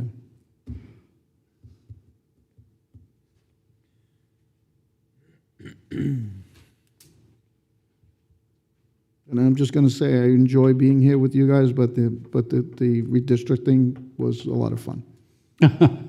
Hey.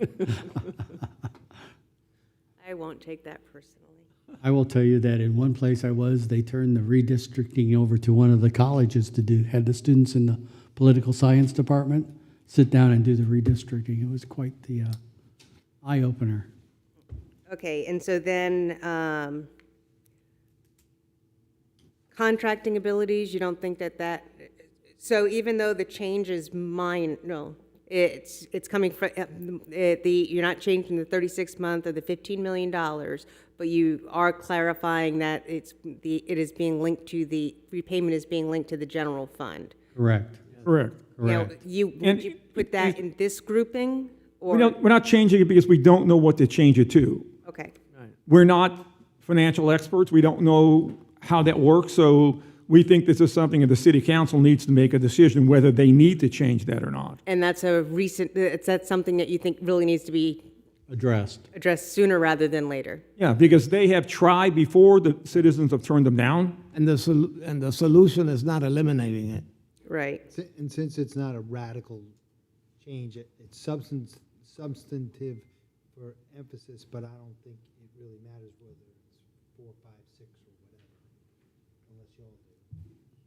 No, I agree. I don't think it matters. What matters is that we clarified it was from general fund. Yeah. That was very important. Yeah. So contracting, If you remember, that was one of the first questions actually brought out, and I think Pierre actually made it pretty clear at a meeting that it was only for general fund. But I will say that I don't know if people are listening to us or what, but I watch and I do read Nextdoor. There was a big thing about the idea of, the contracting, and the only thing I threw out to him is says, I think it should be define general fund, even though I understood it as being general fund, and that enterprise funds do revenue is a whole different thing. Yeah, they get paid on receipts. Yep. like a business. Yep. I think if we're, to move ahead, if we're finished with this, I think that another thing that's really important, considering what happened when Mike Norris took office as mayor, I think that Article 4, Section 11, non-interference by city council, where we added the mayor and council, I think that that's also really important, because we may have other people who run for council or mayor in the future who don't read the charter, who don't understand that we have a weak mayor, strong city manager form of government at present. And this problem may happen again, that somebody takes office, thinks that as mayor, I can, ask the city manager to resign, I can ask this person to resign, that person to resign, and they They think can't. it's New York, huh? They think it's New York? Well, we had that problem I here, understand. and I think that it's important that the non-interference clause, I think your language is right. Just as the chairman brought up earlier, we need to have mayor in the other section. You need to make sure that mayor's in this section. yeah. Just to make sure that this doesn't happen again, because obviously there was a lot of hurt feelings, and there's a lot of aggravation, and a lot of money. consequences, and we don't need to go through that again. No, we lost a year of business. Yeah. So would you think that is more, not, so you all agree that that's important, they're all important. Does that rise More above these important. other ones? So the preamble, terms of office, censure or removal from office, We had a lot. and the changes to the charter officers, which are all the ones that have the little, We had a lot. I think, if you want to get a charter officer, I think it's also important that we change the qualifications about the city manager and the city attorney. all right, and that's all of those. That's adding an evaluation, filling the vacancies, putting a timeline on that when they get when they get a resignation or there's an opening, that sets the clock that they have to move on. Qualifications provides clarity about managing cities, Residency, and the CA, right, and then the powers and duties, then the CA qualifications, the Florida bar and added municipal experience, municipal law. yeah. I could see that being number 4, right? I think so, Yeah. yeah. That's where I have it, as number 4. All right, so that went after contracting. I mean, fortunately, we haven't had any knuckleheads as city attorney, but the way it reads now, you could be a divorce lawyer and become a city attorney. Are you all right? Yeah, it's battery's running down. Okay. There's nothing. What kind of phone is that? It's just Android, but it's. Okay. I'll show you.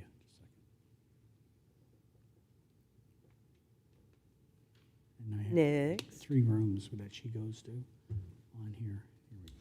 See? So we're going to recommend all of that in Article 5 is as one. That's for the city attorney to say if it's going to be one charter piece, but I'll put that all into that one recommendation. Okay. So we can then eliminate all the rest of the Article 5 stuff. Yes, the dashes. Okay. I forgot to write it down. I was gonna go off you. What was number 3? Qualifying fees. Qualifying fees. Qualifying fees. Filling vacancies, compensation, qualifying fees, and charter officers. And no interference. And then 5 would be Article 5, charter officers. Okay, so I have filling of vacancies, qualifying fees, compensation, contracting, charter officers. Say that again, please. Filling of vacancies, qualifying fees, compensation, contracting, charter officers. I would put charter officers above contracting. Yeah, I would too. And I'd also put no interference above contracting. Does everybody agree with the non-interference? Like, think about the gravity of what the change from how it is now to what it would be with that change, and the impact of that for all of these. Which ones do you think you're going to get the biggest bang out of your buck? mean, we can't force mayoral you can. candidates to read the charter, but if we put it in there, then it's clear, like, you don't have the ability to give instructions to anybody that's under the authority Right, of but the city manager or the city attorney. But my question is, if you want me to, like, if these are your top ones, is that one, if that one goes up, and if so, which one would come down?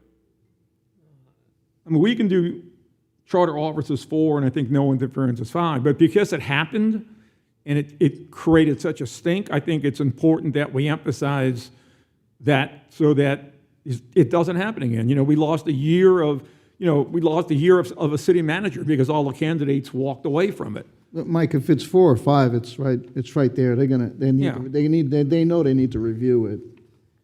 Yeah, Yeah, so I'm not quibbling, but I do think that's important as well. yeah, I mean, it could be either way, and it would still work. Because they have to review that.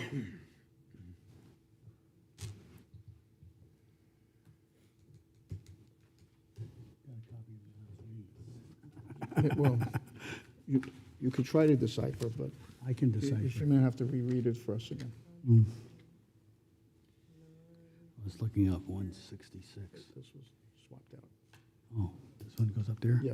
Okay?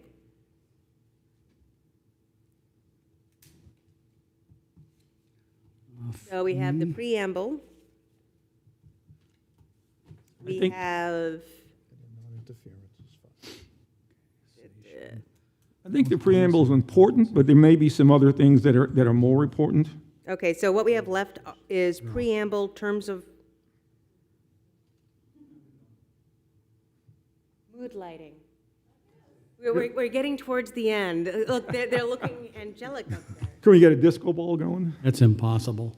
Okay, so what we have left is the preamble, the terms of office, censure and removal from office, and elections. And the elections one is the updated language to align with the proposed changes to filling with vacancies. So we might want to just tie that one with the filling of the vacancies But- because they needed to be together. So put filling of vacancies and election. Yes. Yep. Yeah. And you want that one to be next? Can we make it a one particular, that will be number 1, both of those together could be number Yeah, 1? number 1, both, 1A and B. yeah.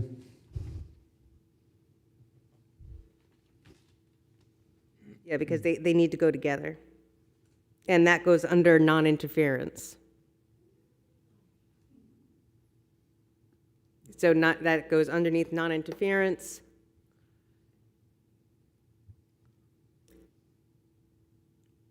That leaves filling of vacancies.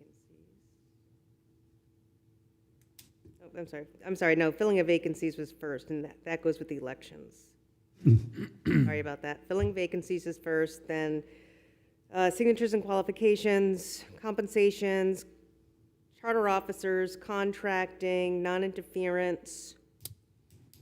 We have terms of office and preamble, terms of office, censure and removal from office, and preamble left. Again? What'd you just say? I'm sorry. I was writing. That's okay. The last 3 to choose from. Preamble, terms of office, censure and removal from office. So preamble, letting people know in plain language that it is up to them what powers the government has. Terms of office is changing them from no more than 2 consecutive 4-year terms, and then like you can take a little time off and then run again, to no more than 2 terms, got rid of consecutive, in either the council or mayor. You can be a mayor, run for council for another 2 terms, or a council member who runs for mayor for another 2 terms. And the censure and removal from office, this is the one that we had a lot of the questions about who can remove a city council member. And finally came down to the governor, The right? governor, but then you all asked me to do a process on that. And so if you looked at your thing, I do have a process for you. And it includes censure. So you cannot ask the governor to remove a council member or mayor unless that individual has received at least 2 censures, a minimum of 2 censures, and it gives you the criteria for what they can be censured for. but only after that can then they ask the governor for a removal. And the only other way other than that would be a recall election from the citizens. My ranking now would be the term, censure, and then, I like your preamble, Mike, but I think that would be the last thing to ask him to put in. I actually think there's something else that we should look at, and that's the quorum in person and no remote voting. Yeah, I have that under clarifying, not as important as the rest. Well, it's not really Minor. clarifying, because right now, It's minor / clarifying. They all got put into the same, I don't think it's minor, okay? personally. It's done now by ordinance, is it not? Yeah. The remote voting, they passed an ordinance for that. Yeah. So we're suggesting that they change that ordinance, not put it in the charter. Yeah, just that was all we're suggesting, is that they So, change the or will you change, so the language, the revised language in the proposed charter is that you put that into the charter. That it's not in the ordinance, that it's Yeah, we part put it of in the the- quorum. It's in the charter. That's what we're suggesting, it wasn't before. No, it wasn't before, it was by ordinance. But it's by. It might have been, but we put that in the charter. Put it in the charter. That's what I'm It's- saying, it's a we're proposal. suggesting it be in the charter, Yeah. but it was because it was only by ordinance before and they could change it. But it was, ordinance allowed them to vote remotely, and we don't want that. Okay, I remember that discussion, I agree with that, yes. Yeah, Yes. okay. It was that people, you can discuss remotely, but you can't vote unless you're here in person. Yes, And the quorum has to be in person as well. yeah. I don't think that's an unreasonable request, quite frankly. But I think it's important. If you run for the seat, you should make yourself available to be I here. agree. I mean, and it's also, part of that also too was, unexcused absences, reasons for removing people, that if there are more than 3 consecutive unexcused absences, or more, if I remember right, 6 in 1 year, that would be grounds for filing removal of some person. So does if someone is, can't vote, but they're on, on a cam, are they considered absent, or are they considered present? That's another stick in the mud, Oh, we said they had to be here. to be present. Yes, Be to be present. So they're just listening like the rest of us, right? But they can discuss, They can listen, discuss, but they can't vote. but they can't vote. Right. And it doesn't count as a quorum if they're remote. I think just- that's fair. Yeah, they're just part of the audience making their comment. It was a pretty. Well, they're not subject to the 3-minute rule. Well, So granted. that they can take part of the discussion and ask questions and speak as long as they want, but they just can't vote on it unless they're here. Yeah. Sounds good. But I think that's not a minor change. I think that's, to me, a substantive change. I'd like to just say that Mike's preamble should, and I don't mean to disagree with you, Mr. Miller, but I have to say, I think that the preamble actually is probably more important than censure and trying to remove someone, because they pretty much were very unsuccessful at it. It didn't seem to matter what the rule was. The governor wasn't listening. There was no information coming out of Tallahassee.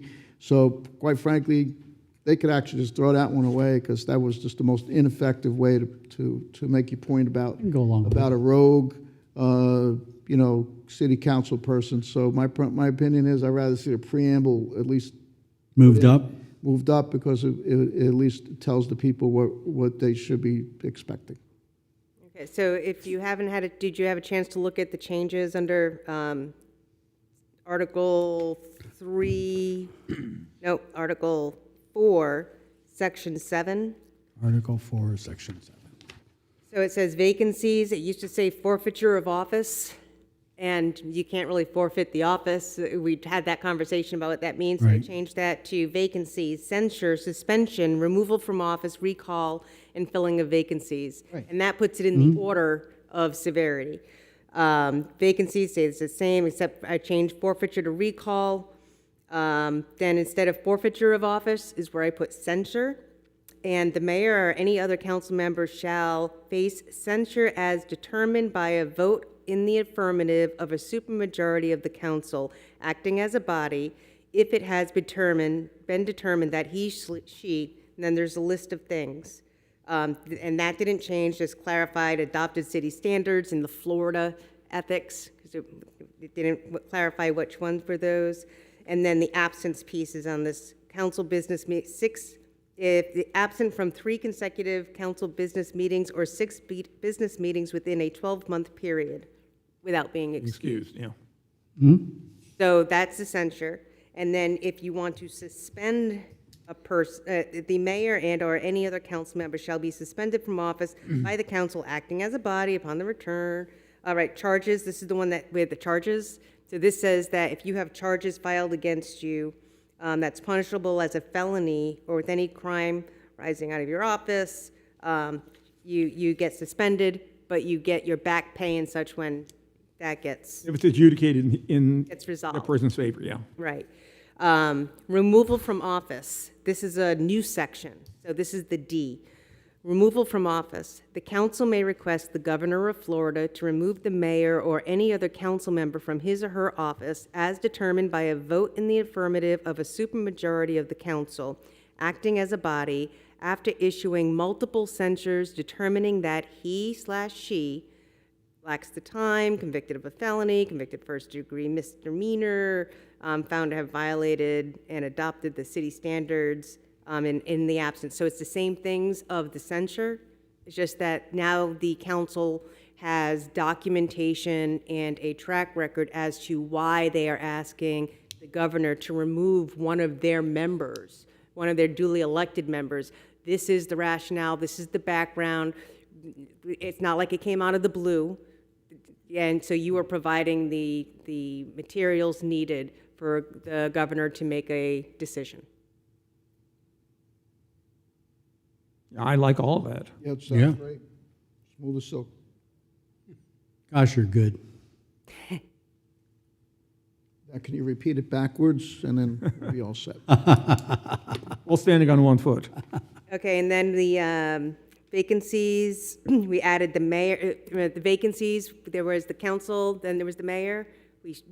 We aligned them all to be the same, and we don't have to worry about that. But I just wanted to make sure that you agreed with the new language for the censure, because you asked me to find a process. And that would be the process, building upon each, so you have, an individual has a chance to correct his or her actions multiple times before having the possibility of being removed from office by the governor.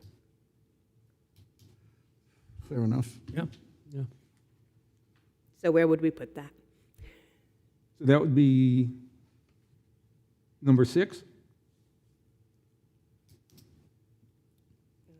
We got filling vacancy elections, AB, 1. Qualifications is 2, right? Compensation is 3? Wait, what was 2? I thought compensation was 2. I have compensation as 2. Yeah, qualifying fees is 3. Okay, so you want qualified, okay. So filling of vacancies, compensation, Well, filling vacancies is 1A and elections is 1B. right, I'm just gonna put that as one, that Okay. they're together. Then compensation, signatures and qualification, the charter officer changes, That was 4? yep. 4. Contracting, Is 5? 5, Five. non-interference is 6. And so where would you like the censure and removal from office? 7. Preamble would be the next one. You want the preamble to be number 7? Everybody in agreement with opinion. that?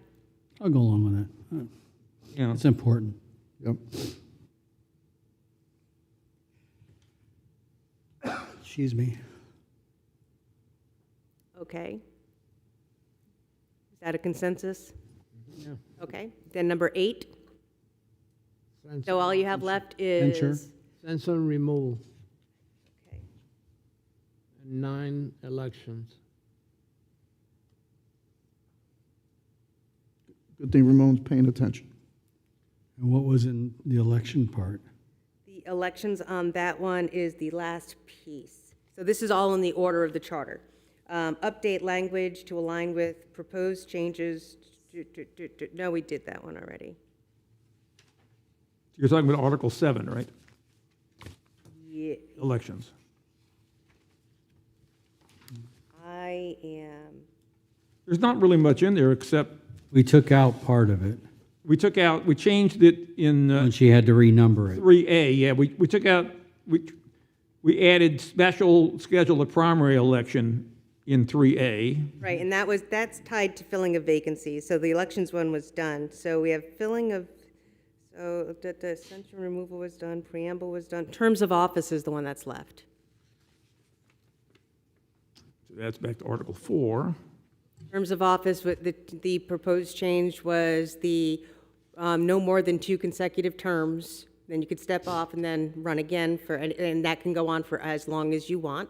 But the proposed change was no more than 2 terms in any office. So that's council or mayor, but a mayor can run for council for 2 more terms, or a council member can run for mayor for 2 more terms, but then they're done. Yeah, that was good. But where do you want that one? 9. I don't know about I got lost, but I have that as number 6. Terms of office. Oh, No, we never had non-interference. that at 6. Non-interference. There City was council and the non-interference. mayor Says cannot vacancies, interfere Article with 4, staff. Section 7, vacancies. Okay. Then the preamble, Well, then censure would- removal is 8, 9 is terms of office. 1B is elections. Is this part of 1B? No. It's its own section. Okay.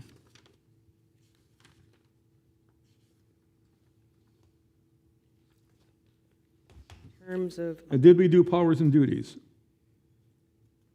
Well, it's all part of. that's in the next, Well, I have some of that in the next in the next. So 10's going to be term? Is that what we're saying? Terms of office? That's 9. At least that's why I have it at 9. I have censure removal is 8. Yep, 9 terms of office. Oh, elections, I had it written, I was writing it wrong, sorry, 9, terms of office. What was number 6 then? 6 is Non-interference. vacancies. Article 4, Section 7, vacancies. No, non-interference No, is number 4. I'm sorry, number 6 is non-interference. Council and mayor cannot interfere with the staff. So what do you have as number 6? That's what I have. Number 6 is non-interference. here's what I have. I have 1A and B, filling of vacancies in elections. 2, qualification fee, no, Yep. 2 is compensation, right? Yep. 3 is qualification fees. 4 is charter officers. Yep. 5 is contracting. 6 is non-interference. 7 is preamble. 8 is censure removal. And 9, terms of office. So we didn't do vacancies? It was the first one. Vacancies is very, Okay, there we go. 1A. Okay, I see it now. I don't know about you guys, but I got it all right. I know you got it right. That's where I've been copying off his, I'm taking the test off his sheet I'm paying attention. because I was looking up It could get chapter listen, it could get 166. challenging. I mean, the chairman's away from the desk, but, I mean, it could get challenging. I mean, you know, we go back from one to the other, back to the other. Sure. I don't know how Dr. Dumont's doing it, but at the end of the day, I mean, the purpose of what we're doing is to give the council some guidance, and hopefully that they listen to as much of it that we give them, and Well, make their Professor, how do you think our change. ranking's doing? Your absence. Your rankings work if you think that they work. This is your city. You know which issues are higher than others. So Considering our discussion, how do I you, think they're good. I think they're good. But now, there was discussion also of moving some of the ones that I threw under the minor, clarifying / minor, adding goals. well, So, but electors are the minor, yeah, like to electors registered is- voters. that's going all through the whole charter, Correct. right? And that And was that's that's something- clarifying so people know what an elector is. That's necessary. I don't know if you call it major or minor. That's my problem. Yeah, because they don't define elector till you get to Article 7. That's what I'm saying. So if you're reading the first articles, you don't have no idea what the term So elector means. should this be put into the first, our list going here? Yep, Substantive? that's what we said. Well, it's not substantive, but it is important, Okay, I agree. okay? So the elector, then, form of government, just added goals. So clarifying the council sets the goals, sets goals and policies that are to be implemented by the city manager. Yeah, I'm good. Yeah, but where would you like it? At 10? All right, look at these. Okay, Which ones here do you think are? order these. Yes. Order this list. And then we're going to make it even more I would confusing think, because I couldn't fit them all on the because it screen. came at the very beginning, electors being changed to registered voters because it's throughout the whole charter. Okay? Is that a consensus? I think council expenses over 2% is more important. Yeah, but the word elector pops up right up early, you know, Yeah. in the conversation, so you want to make sure someone understands what that is, so. So, but now remember that if they don't get to this, there's no change in the charter. So the charter will always say elector minus the other changes. So even if you, let's say you change one, the council decides to make a change in one of your they like your recommendation. But in that recommendation, there's a change from elector to voting member of public. It would be the voting member of public because, it would be the elector because voting member of, it hasn't been changed throughout the whole charter yet. So if you're not going to if they're not putting that in front of the voters first, that phrase in any of the recommendations that do go to the voter says elector instead of voting member. Registered voters of the city. Yeah, the registered voter of the city. So even if it's not done on this cycle, it would be picked up on a later cycle, but the content of the proposed changes wouldn't change. I still think the council expenses limited to 2% is more important than elected or registered voters. How does everybody else feel about that? Sure. No opinion. I abstain. I mean, I don't care either one way or the other. I mean, I don't know whether, you know, what the expenses that are submitted, obviously, but it seems to me that if you're getting above 2% of your salary, then the council should have to approve it rather than have it automatically approved. Again, just to make sure that the taxpayers' dollars are being protected. And people like that, so I think it's important. Yeah. Put it at the front. Sure. I mean, I put that after terms of office personally. Okay. Qualification process, additional mayoral powers, other than what's stated there, if there's anything that the mayor must do in addition to the explicit powers, it needs to be approved by council. The vice term of the mayor clarification, how long is the vice mayor the mayor in the absence of the mayor, or a recall? Well, isn't that covered by us on the election process? Yeah, but it wasn't changed in the other piece. So the other one, so in the changes of the elections, you did note how long people serve. So they will serve the remainder of the term.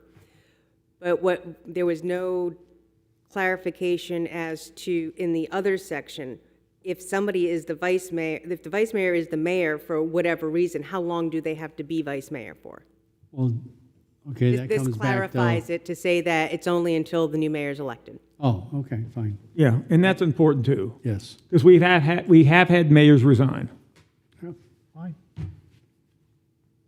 So And then, is that the 11 then? I stopped over after 2. I mean, we're just going to rank them all in order, or are we going to do major and minor? I did major and minor already. So do you think any of these would be major and not minor? I think the council expenses should be major. I mean, I don't know if they'll be able to get on the ballot this year, I but agree with that. That's what Barry said. I agree. Council expenses, Major?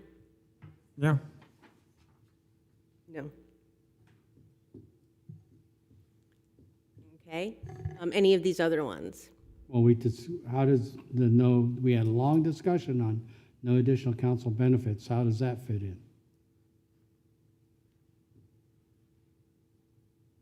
Oh, this was before our conversation here, so. Take that out.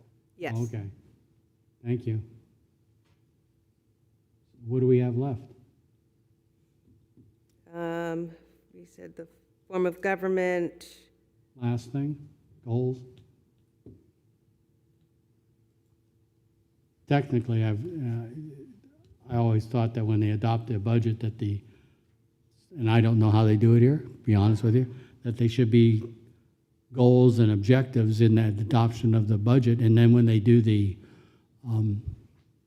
annual assessment at the end, financial, that those goals and objectives should be part of that, but Well, you got to establish goals and objectives before you can establish a budget, because you got to figure out what you want to do before you can figure out how much it's going to well, that's cost. what I'm saying. to do I it. don't know if it needs to be in the charter, but I think it's important. Okay. To me, it tells the council that your goals are important, that you need to establish not just policies, but you need to establish goals, because policies are only useful if you know what the goals are. So in order to form the right policy, you have to understand what you're trying to achieve in the first place. I guess I've always worked for elected bodies that said you had to have a goal or objective to even get a penny out of me, you know? So that, I'm fine with me. You want to put it in, that's fine.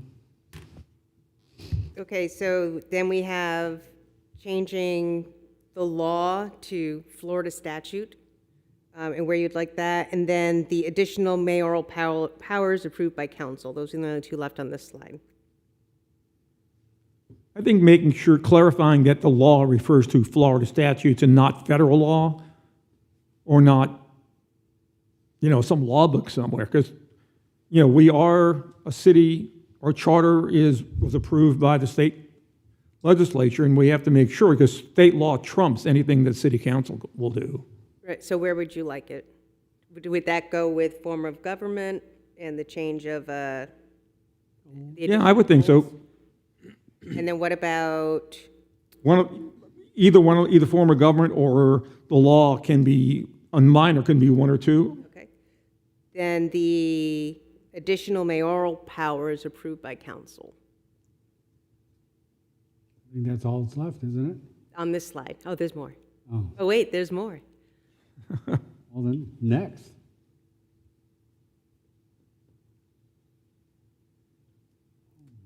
You already did that. Yeah, we did the forfeiture. forfeiture to censure. Did the process. You clarified the suspension language.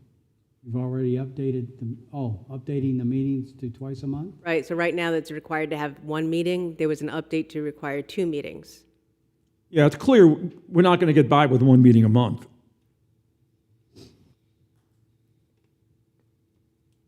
So I think that's important. I may have to discuss benefits again. Members must be present to vote. Right, and where do you, where would you like that one? Isn't that sort of like together, With, a meeting twice a month? Isn't that part of that section? I'll have to go back and look again. I'm going off your page here.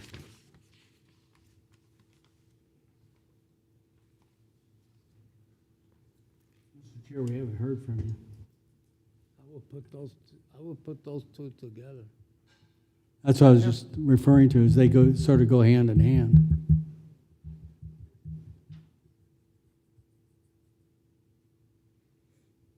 okay, I'm looking for council meetings, terms of office, power duties, vice mayor compensation, vacancies, expenses, meetings, okay. So twice a month is in 4, 8,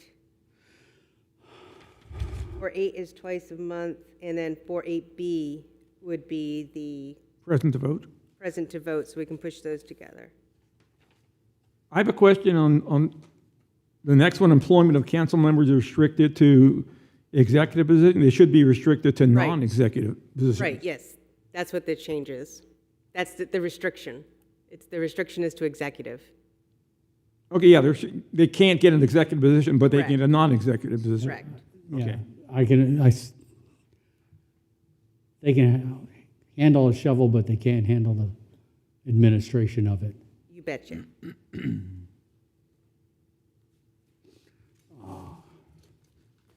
And I also think that as far as the districting commission, is that the special commission must be used to develop new council district.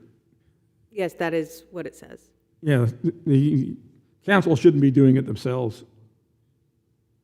Because the problem is, if I remember right, there's one section in the current charter that says may appoint, and then there's another section that says shall appoint. We've changed that to shall. Yeah, so it's changed to shall.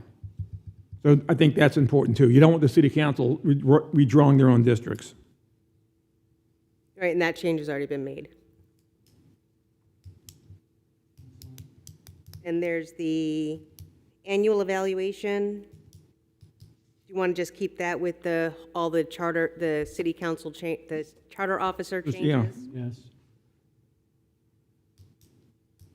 I don't know. And there's your special commission, and then the move from Article 9 to Article 7 with the council districts.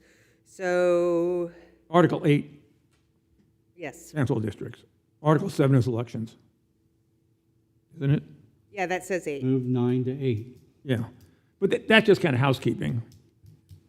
Because Right, yeah, it really that's belongs Right, it belongs in 8. yeah, it belongs in 8. Okay, so out of these, which we have update the meetings, we have, where would you put the restriction of the, of employment? Above or below form of government, above or below 2 meetings? Below 2 meetings, at least. But I think, but above the, The changes to, okay. Everybody in agreement with that? yeah, you want to make sure that, the old buddy system doesn't work and somebody who is term limited doesn't get appointed as, utility director or something. Okay. For at least a year. Because remember, like, that's the restriction it was for a year. So after a year, they can be appointed. They can't be appointed to an executive position within the first 12 months. What about the requirement to use a special commission for developing new council districts? I think Mike addressed that earlier and said that we wanted them to use somebody else and not themselves. Right, but where would it go in the list? Oh, shoot. Probably close to the top. Of which list? I think it's even more important than the employment of council members because it's trust in the process. Okay, so the redistricting, you'd put it below the update to the vice mayor, but above the 2 meetings and be present to vote? I would. Is that an agreement? Yeah. Because the essence of one person, one vote is the basis of American democracy.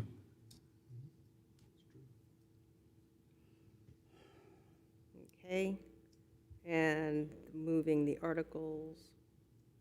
Not that he couldn't appoint a district commission that's all slanted in one direction, but at least they would have to then answer to the voters. Last 2.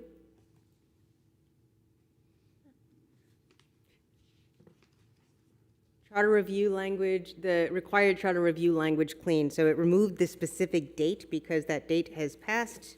So it's that every 10 years or beforehand, the charter must have a full review. And then initiative and referendum added requiring time frame for action, which is what we started with. So I guess that's a nice little, Yeah, Come back to the beginning. yes. the past is prologue, right? So where do you want those? I think the initiative and referendum is important because it actually provides a time frame. It doesn't let a council just sit on something.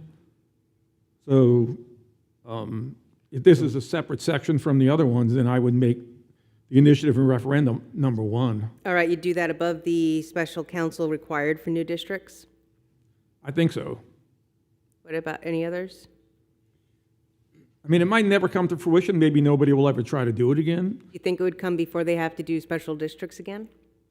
Or maybe after special districting. 'Cause like I said, that's pretty much the basis of American democracy. Right, and that's why I'm saying, So right below let's that. say they were to do this in strict order, do you think they, in Palm Coast, would there be an initiative or referendum before there would be the census where we would redraw the district? No, I think the district committee is more important.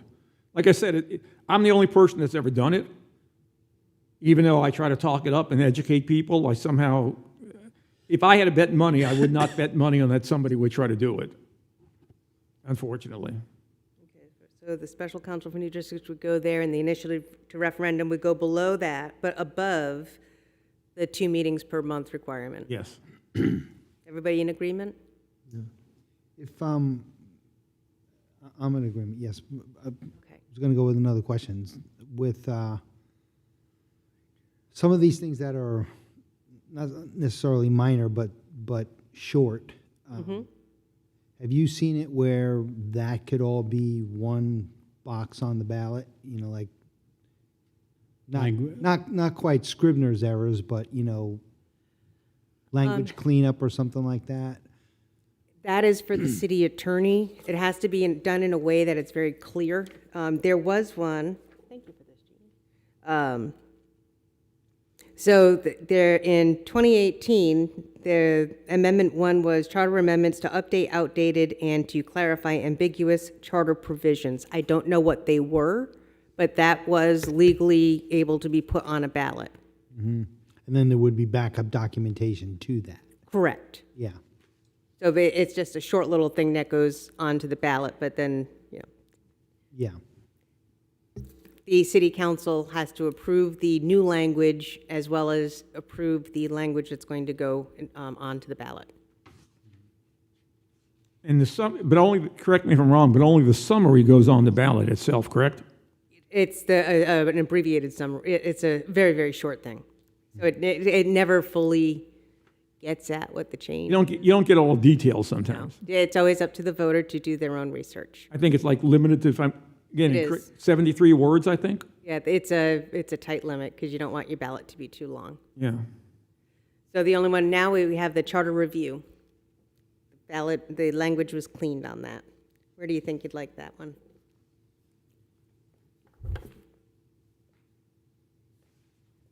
That was the last thing. That's kind of housekeeping, though. A lot, they're like moving the articles, that's housekeeping, the charter review's housekeeping.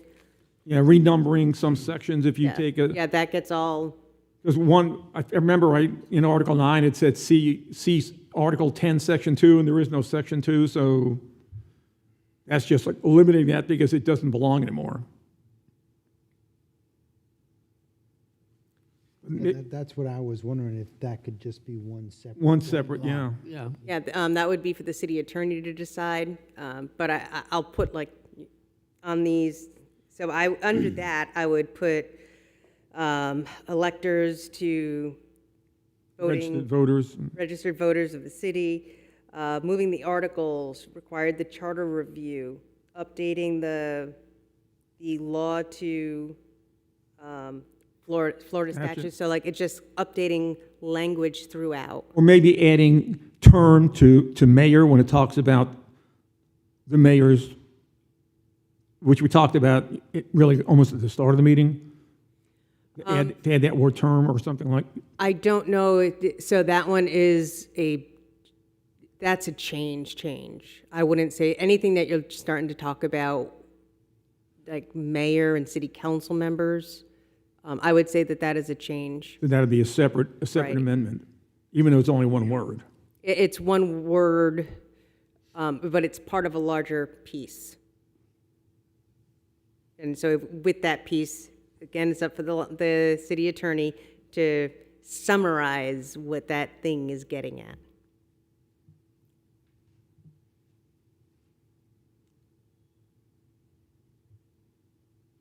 Okay, so drum roll, please.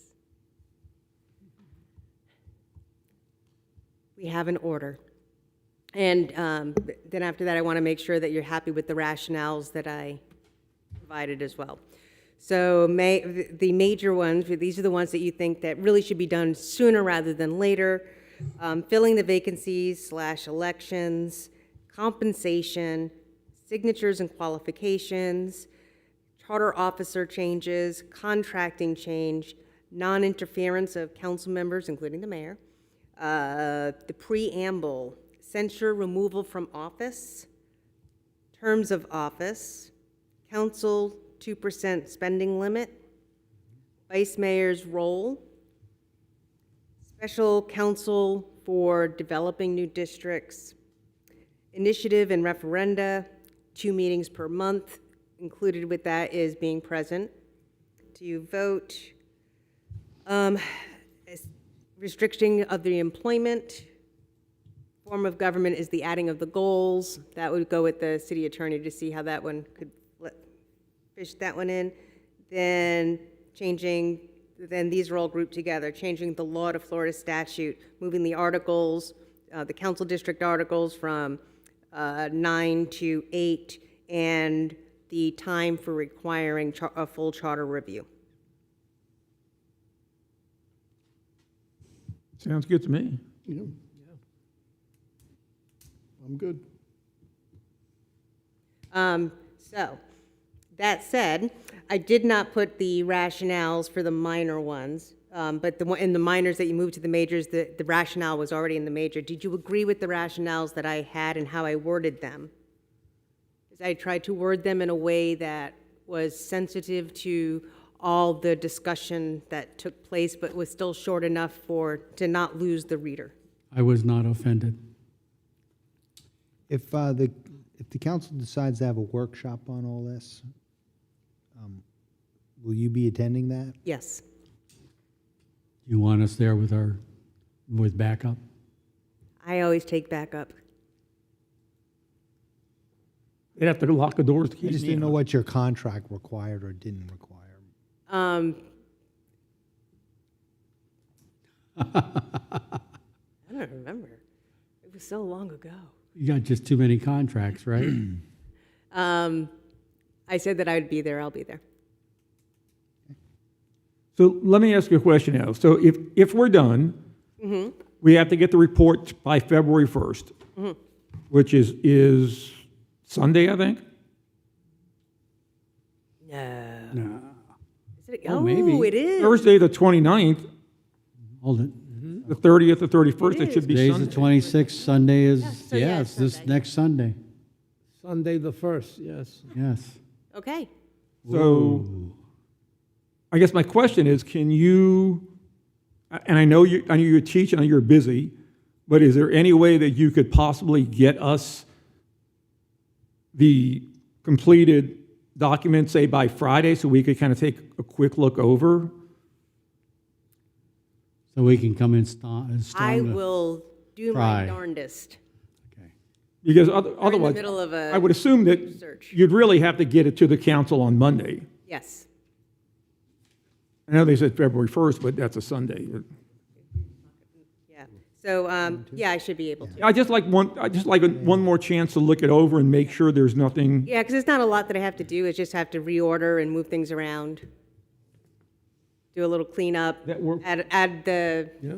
the explanation, and then I will get it to the clerk's office before end of day on Friday. Because, so that they can get it all out to you all, and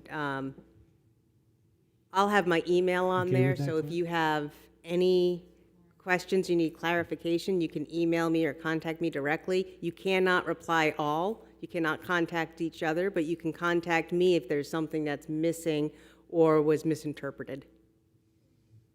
And then Can we- then on Monday, I can go back out through the city clerk's office and say, this is the final version, or, no, we totally We fumbled Article 7 so bad. Wah, wah, wah. Worst comes to worst, we can attend a meeting. We've been talking about people not attending meetings. We can attend a meeting if it's that important to us. Just put our 2 cents in. Yeah, I agree. We're all That's right. Yeah, of course. Okay. And I- right to do And I would hope the message to the mayor at the end of this is, and the council, I hope you take to heart all the hard work my fellow 4 people over here did and put in, because they put on an extensive number of hours and a lot of good thought. I have a question. When the council sees this and goes forward to discuss it, will we be present at those meetings? You have to lock the door to keep me out. Yeah, Yeah, I think we You're all should allowed be to- there. yeah. Yeah, you We're have the allowed. right to be You're there. allowed to be here, you're right. Okay. You're a citizen. That's what I'm asking. We will be noticed, right? I would ask the clerk to Make sure we have the time and date. reserve us seats in the front row whenever whether it's a workshop or the actual business meeting. It's on the schedule for the February 17th business meeting right now, so. February what? 17. 17th. It sounds bad. What time? I can't get it in my, I'll have to get it later. That should be It's 9 9 a.m., a.m. I think. 9 a.m., yeah. Right? That's 9 a.m. meeting? Okay. Now, can the clerk's office, can they get us the copy that Dr. Dumont sends? Can you get that out to us, say, on Monday? Can you include us? Excuse me, can I ask you a question about the 17th? What time is that meeting? 9. 9 in the morning? Yeah. That's bad for us. We got a mosquito meeting at 10. It's a mosquito. Oh, you're right. Well, we can talk to Mark about moving it. Make an evening meeting. City council trumps mosquitoes. Yeah. Except when mosquitoes are biting. It's 30 degrees out. I'll talk to Mark. We'll see if we can get either move it to 5 o'clock, 5 o'clock or something, or 6 o'clock. even moving it to Wednesday or something if we have to. Careful of your discussions. Yeah. I guess what we're asking is, clerk, just keep us in the loop of what comes forward. How have you been communicating? Have you been sending things through Kaylee or? Yes. Yeah. So we'll just follow that same procedure then. Whenever we receive it, it'll be distributed how it's been before, so. Okay. Yeah, that will work. Yeah, because we'd like to get a chance to just look it over one more time. We'll follow the procedures that we've been following, so whatever that is between you. Yeah, I've been sending it to Callie, and she's been doing her magic to getting. Yeah, but she doesn't send it to us till a week before our next meeting. Yeah, she doesn't. We don't have a next meeting, so. She doesn't get it before. And that's all I was So referring to. we won't be meeting this Wednesday. No. No. And that's why I was Don't think we need referring to. to, We need, yeah, when they send it out for the council, they need to send it to us, because we were on a different schedule than the council. an item for us to. When does council get there? They get theirs on Monday? No, it won't be, I don't know exactly what day they're gonna get it. I know that they're gonna have it in chambers on the 17th. Oh, when do they get their packet? It depends. I'm not sure what day before the 17th, but Okay, yeah, I mean, it'll be distributed as soon as we get it. It's just we have to get it. okay. And I just got to get it to you. I can do that. Before we conclude, I wanted to add, these are the proposed ordinances, the Citizens Bill of Rights, City Council Governing and Standards Policy/Handbook, a recommendation on that, as well as possibly looking at updating the health insurance ordinance, depending on what they want to do with the compensation piece. Okay. Yeah. All right, so anything else, Doc? I want to open up for public comment. We didn't do that, so.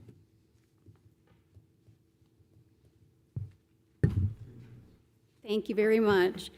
Jeannie Duarte. So Florida statute is not the only law. We also have the constitutional law. I do agree that we're not here to raise career politicians. The mayor and council are not employees. It is a public service. I do this for free and for fun. If somebody can't manage their life, they shouldn't be on the dais. Would you please take page 6 and 7? This is extremely important. This has to do with the vacancy, and it includes vice mayor and the mayor as well. Put them side by side, please. This is extremely important. So what you'll find here is back in September 10th, 2018, before the election, filling the vacancy, it states here, if for any reason other than recall, a vacancy occurs in the office of mayor, the vice mayor shall assume the position of mayor. And within 30 days following the occurrence of the vacancy, a special election shall be called as outlined in Section 8(5)(b). The special election for mayor shall be for the remainder of the unfilled term. So if you see on page 7, filling a vacancy, that was removed. And this was printed prior to the election of 2024. I printed this September 16, 2024, before that election. It's been replaced with, if for any reason other than recall or assuming the office of mayor. It stops there. It took away the citizens' rights. It bypassed the citizens' right to vote on that. So please take a look at that very, very closely and consider that. I think that's all I got. Oh, and by the way, right here on page 8, the mayor, they bypassed our vote, and they attempted to remove our mayor. And they would have had the right to, because what's on page 7. And the vice mayor would have taken that seat for the length of the term, because it changes, the whole thing changes to council after that. So they would have just replaced him with the vice mayor, who was, you know who that is. And then furthermore, on page 6, council, same thing. If you look on page 9, it talks about the current council. Thank you very much. Thank you, Jeannie. Jeannie, I can only tell you that in 2021, when Melissa Holland resigned, the vice mayor, Eddie Branchino, was named acting mayor, but we had a special mayoral election in July of that year so Eddie Branchino did not serve as mayor for the rest of Melissa Holland's term. She had just been elected that previous November. By July, and I think Melissa Holland, I think she resigned in April. So by July, we had an election, and that's where David Alfin won, and he served the remainder of the term. So I don't know what was in this, but that's not the way it worked in 2021. I see, I understand that. But had they could have referred to the page 7 and bypassed everything for the election. Well, that's why we're changing it. If the vice mayor assumes the role of mayor, there still has to be a special election to fill the remainder of the mayor's term. And our current charter eliminates that. Well, we've changed. We're changing that. Which we're proposing to Okay. change. Thank you so much. Sure. We agree with you, that shouldn't happen, so we changed that. Thank you. Stone. I spent years and years and years fighting safety with traffic. And for one city council person to decide to remove safety devices on the street is absolutely crazy.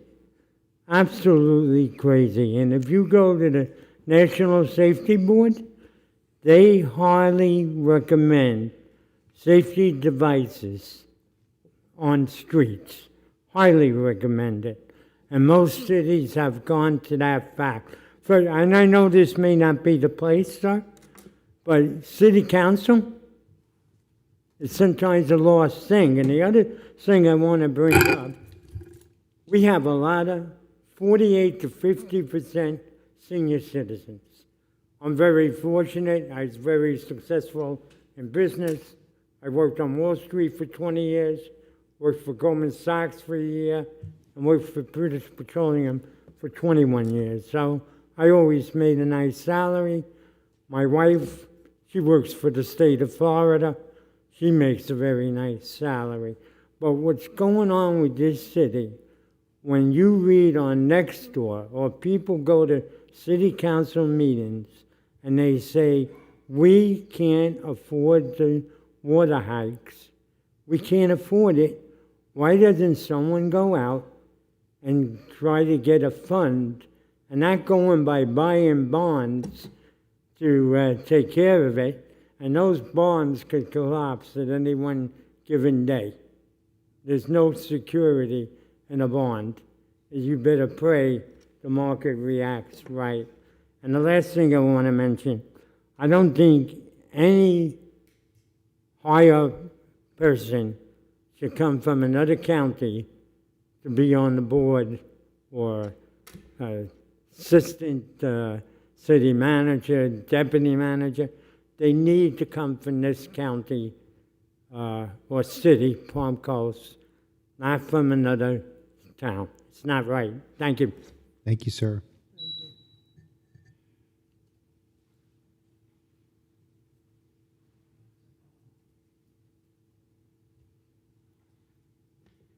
Good evening, Ken McGavin, Grand Haven. You spent an inordinate amount of time discussing benefits. So I'm going to suggest some wordsmithing. Instead of utilizing the term compensation, utilize the term remuneration. Corporate America, or in either the private or the public sector, refers to a compensation package. That includes not only remuneration, but every other monetary perk that that employee is eligible for. If we remove the word compensation when we're discussing either a city council member or the mayor, they will then know that they're only subject to money for salaries and wages and not for benefits. And that will save a whole lot of arguments, because somebody will not be bringing in an attorney and saying, oh, by the way, they referred to compensation. I believe even when they just hired the new city manager, they referred to his compensation package. The man's getting benefits. He's one of the charter officials and he's getting benefits. So a city council member or a prospective mayor, you use the word compensation, they automatically hear the word, although it's not uttered, but it's inferred that they're getting benefits, because the word compensation to them means compensation package. So I would rather you use the word remuneration than compensation.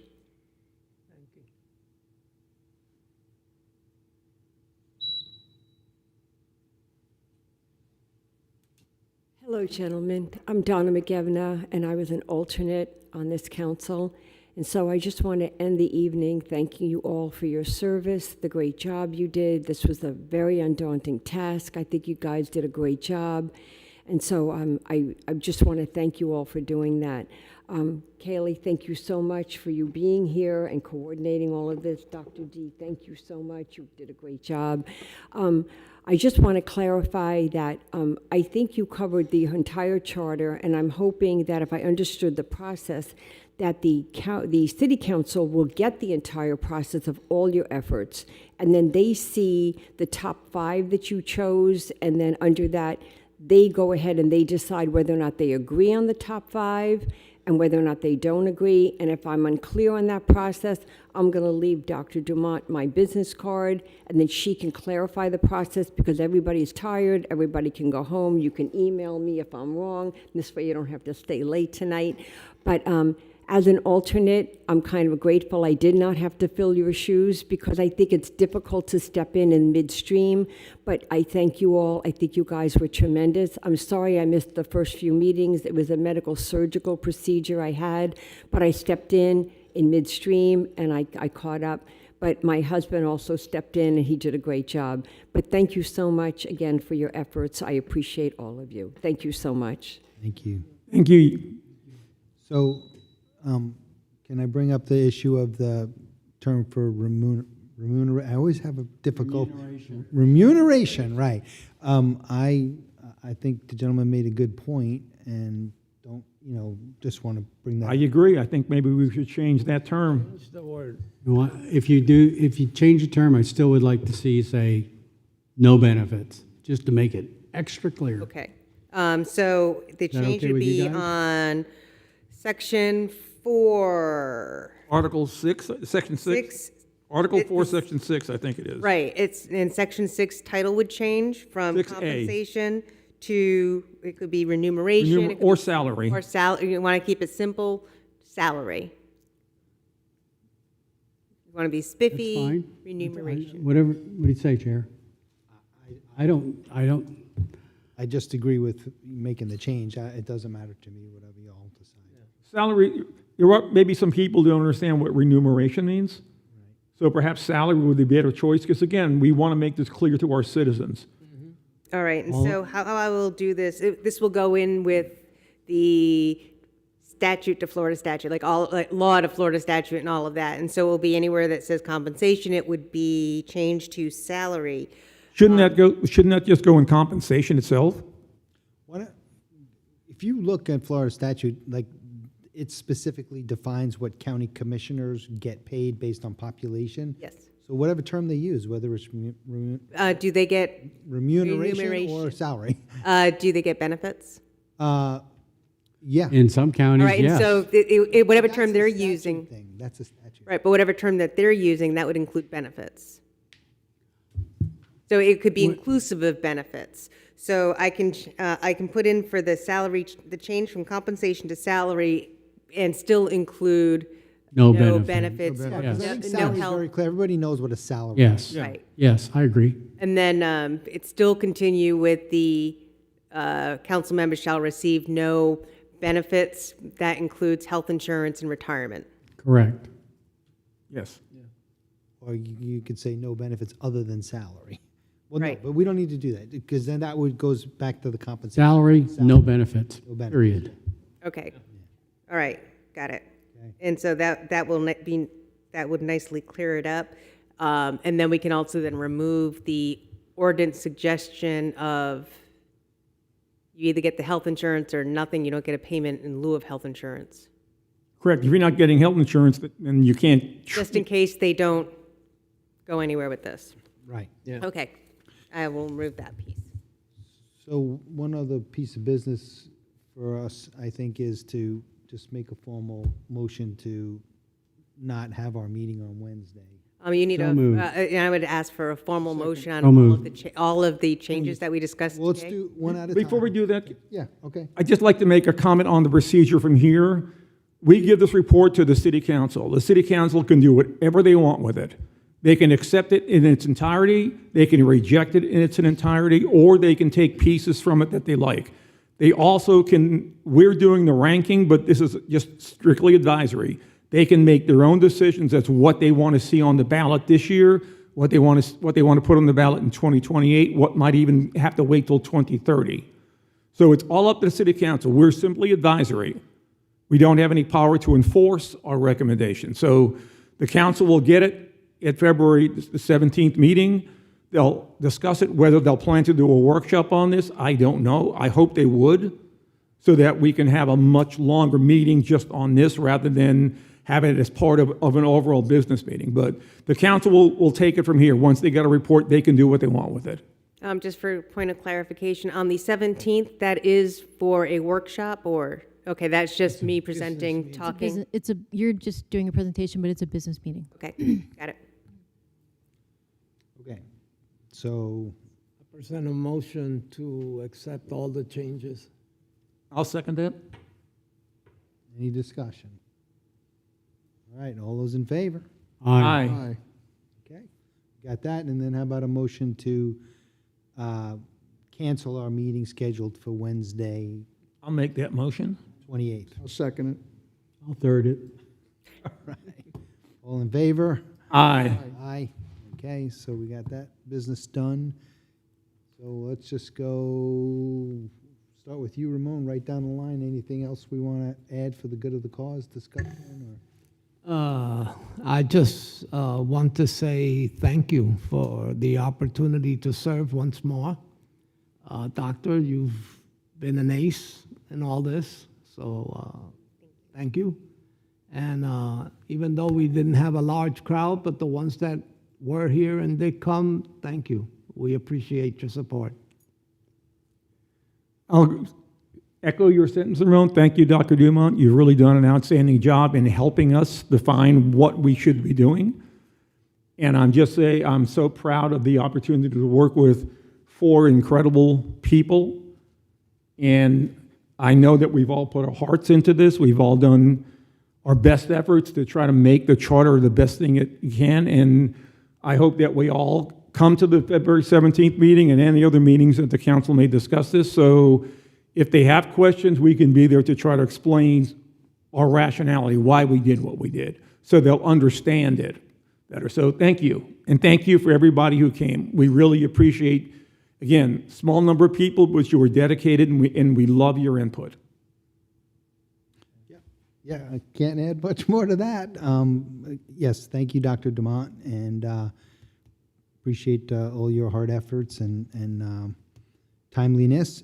Appreciate the work of the clerk, and as always, it is an honor to serve with y'all, and y'all have amazing amounts of energy to be able to do what we've done over the last few months. So appreciate it.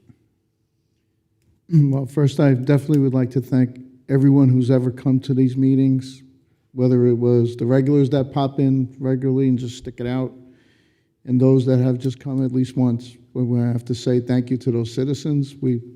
I appreciate that, and certainly I know the board does. And then, Dr. Dumont, you did an incredible job of keeping us straight and narrow and to the point, and it's a gift you have, and we appreciate that. And the clerk, thank you for your patience, time, and all the work that you've done.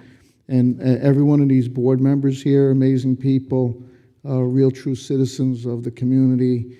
I can't be more proud of being here, and I thank Teresa for giving me the opportunity to be here on this board. So I hope I did council right, and I'm very proud of that.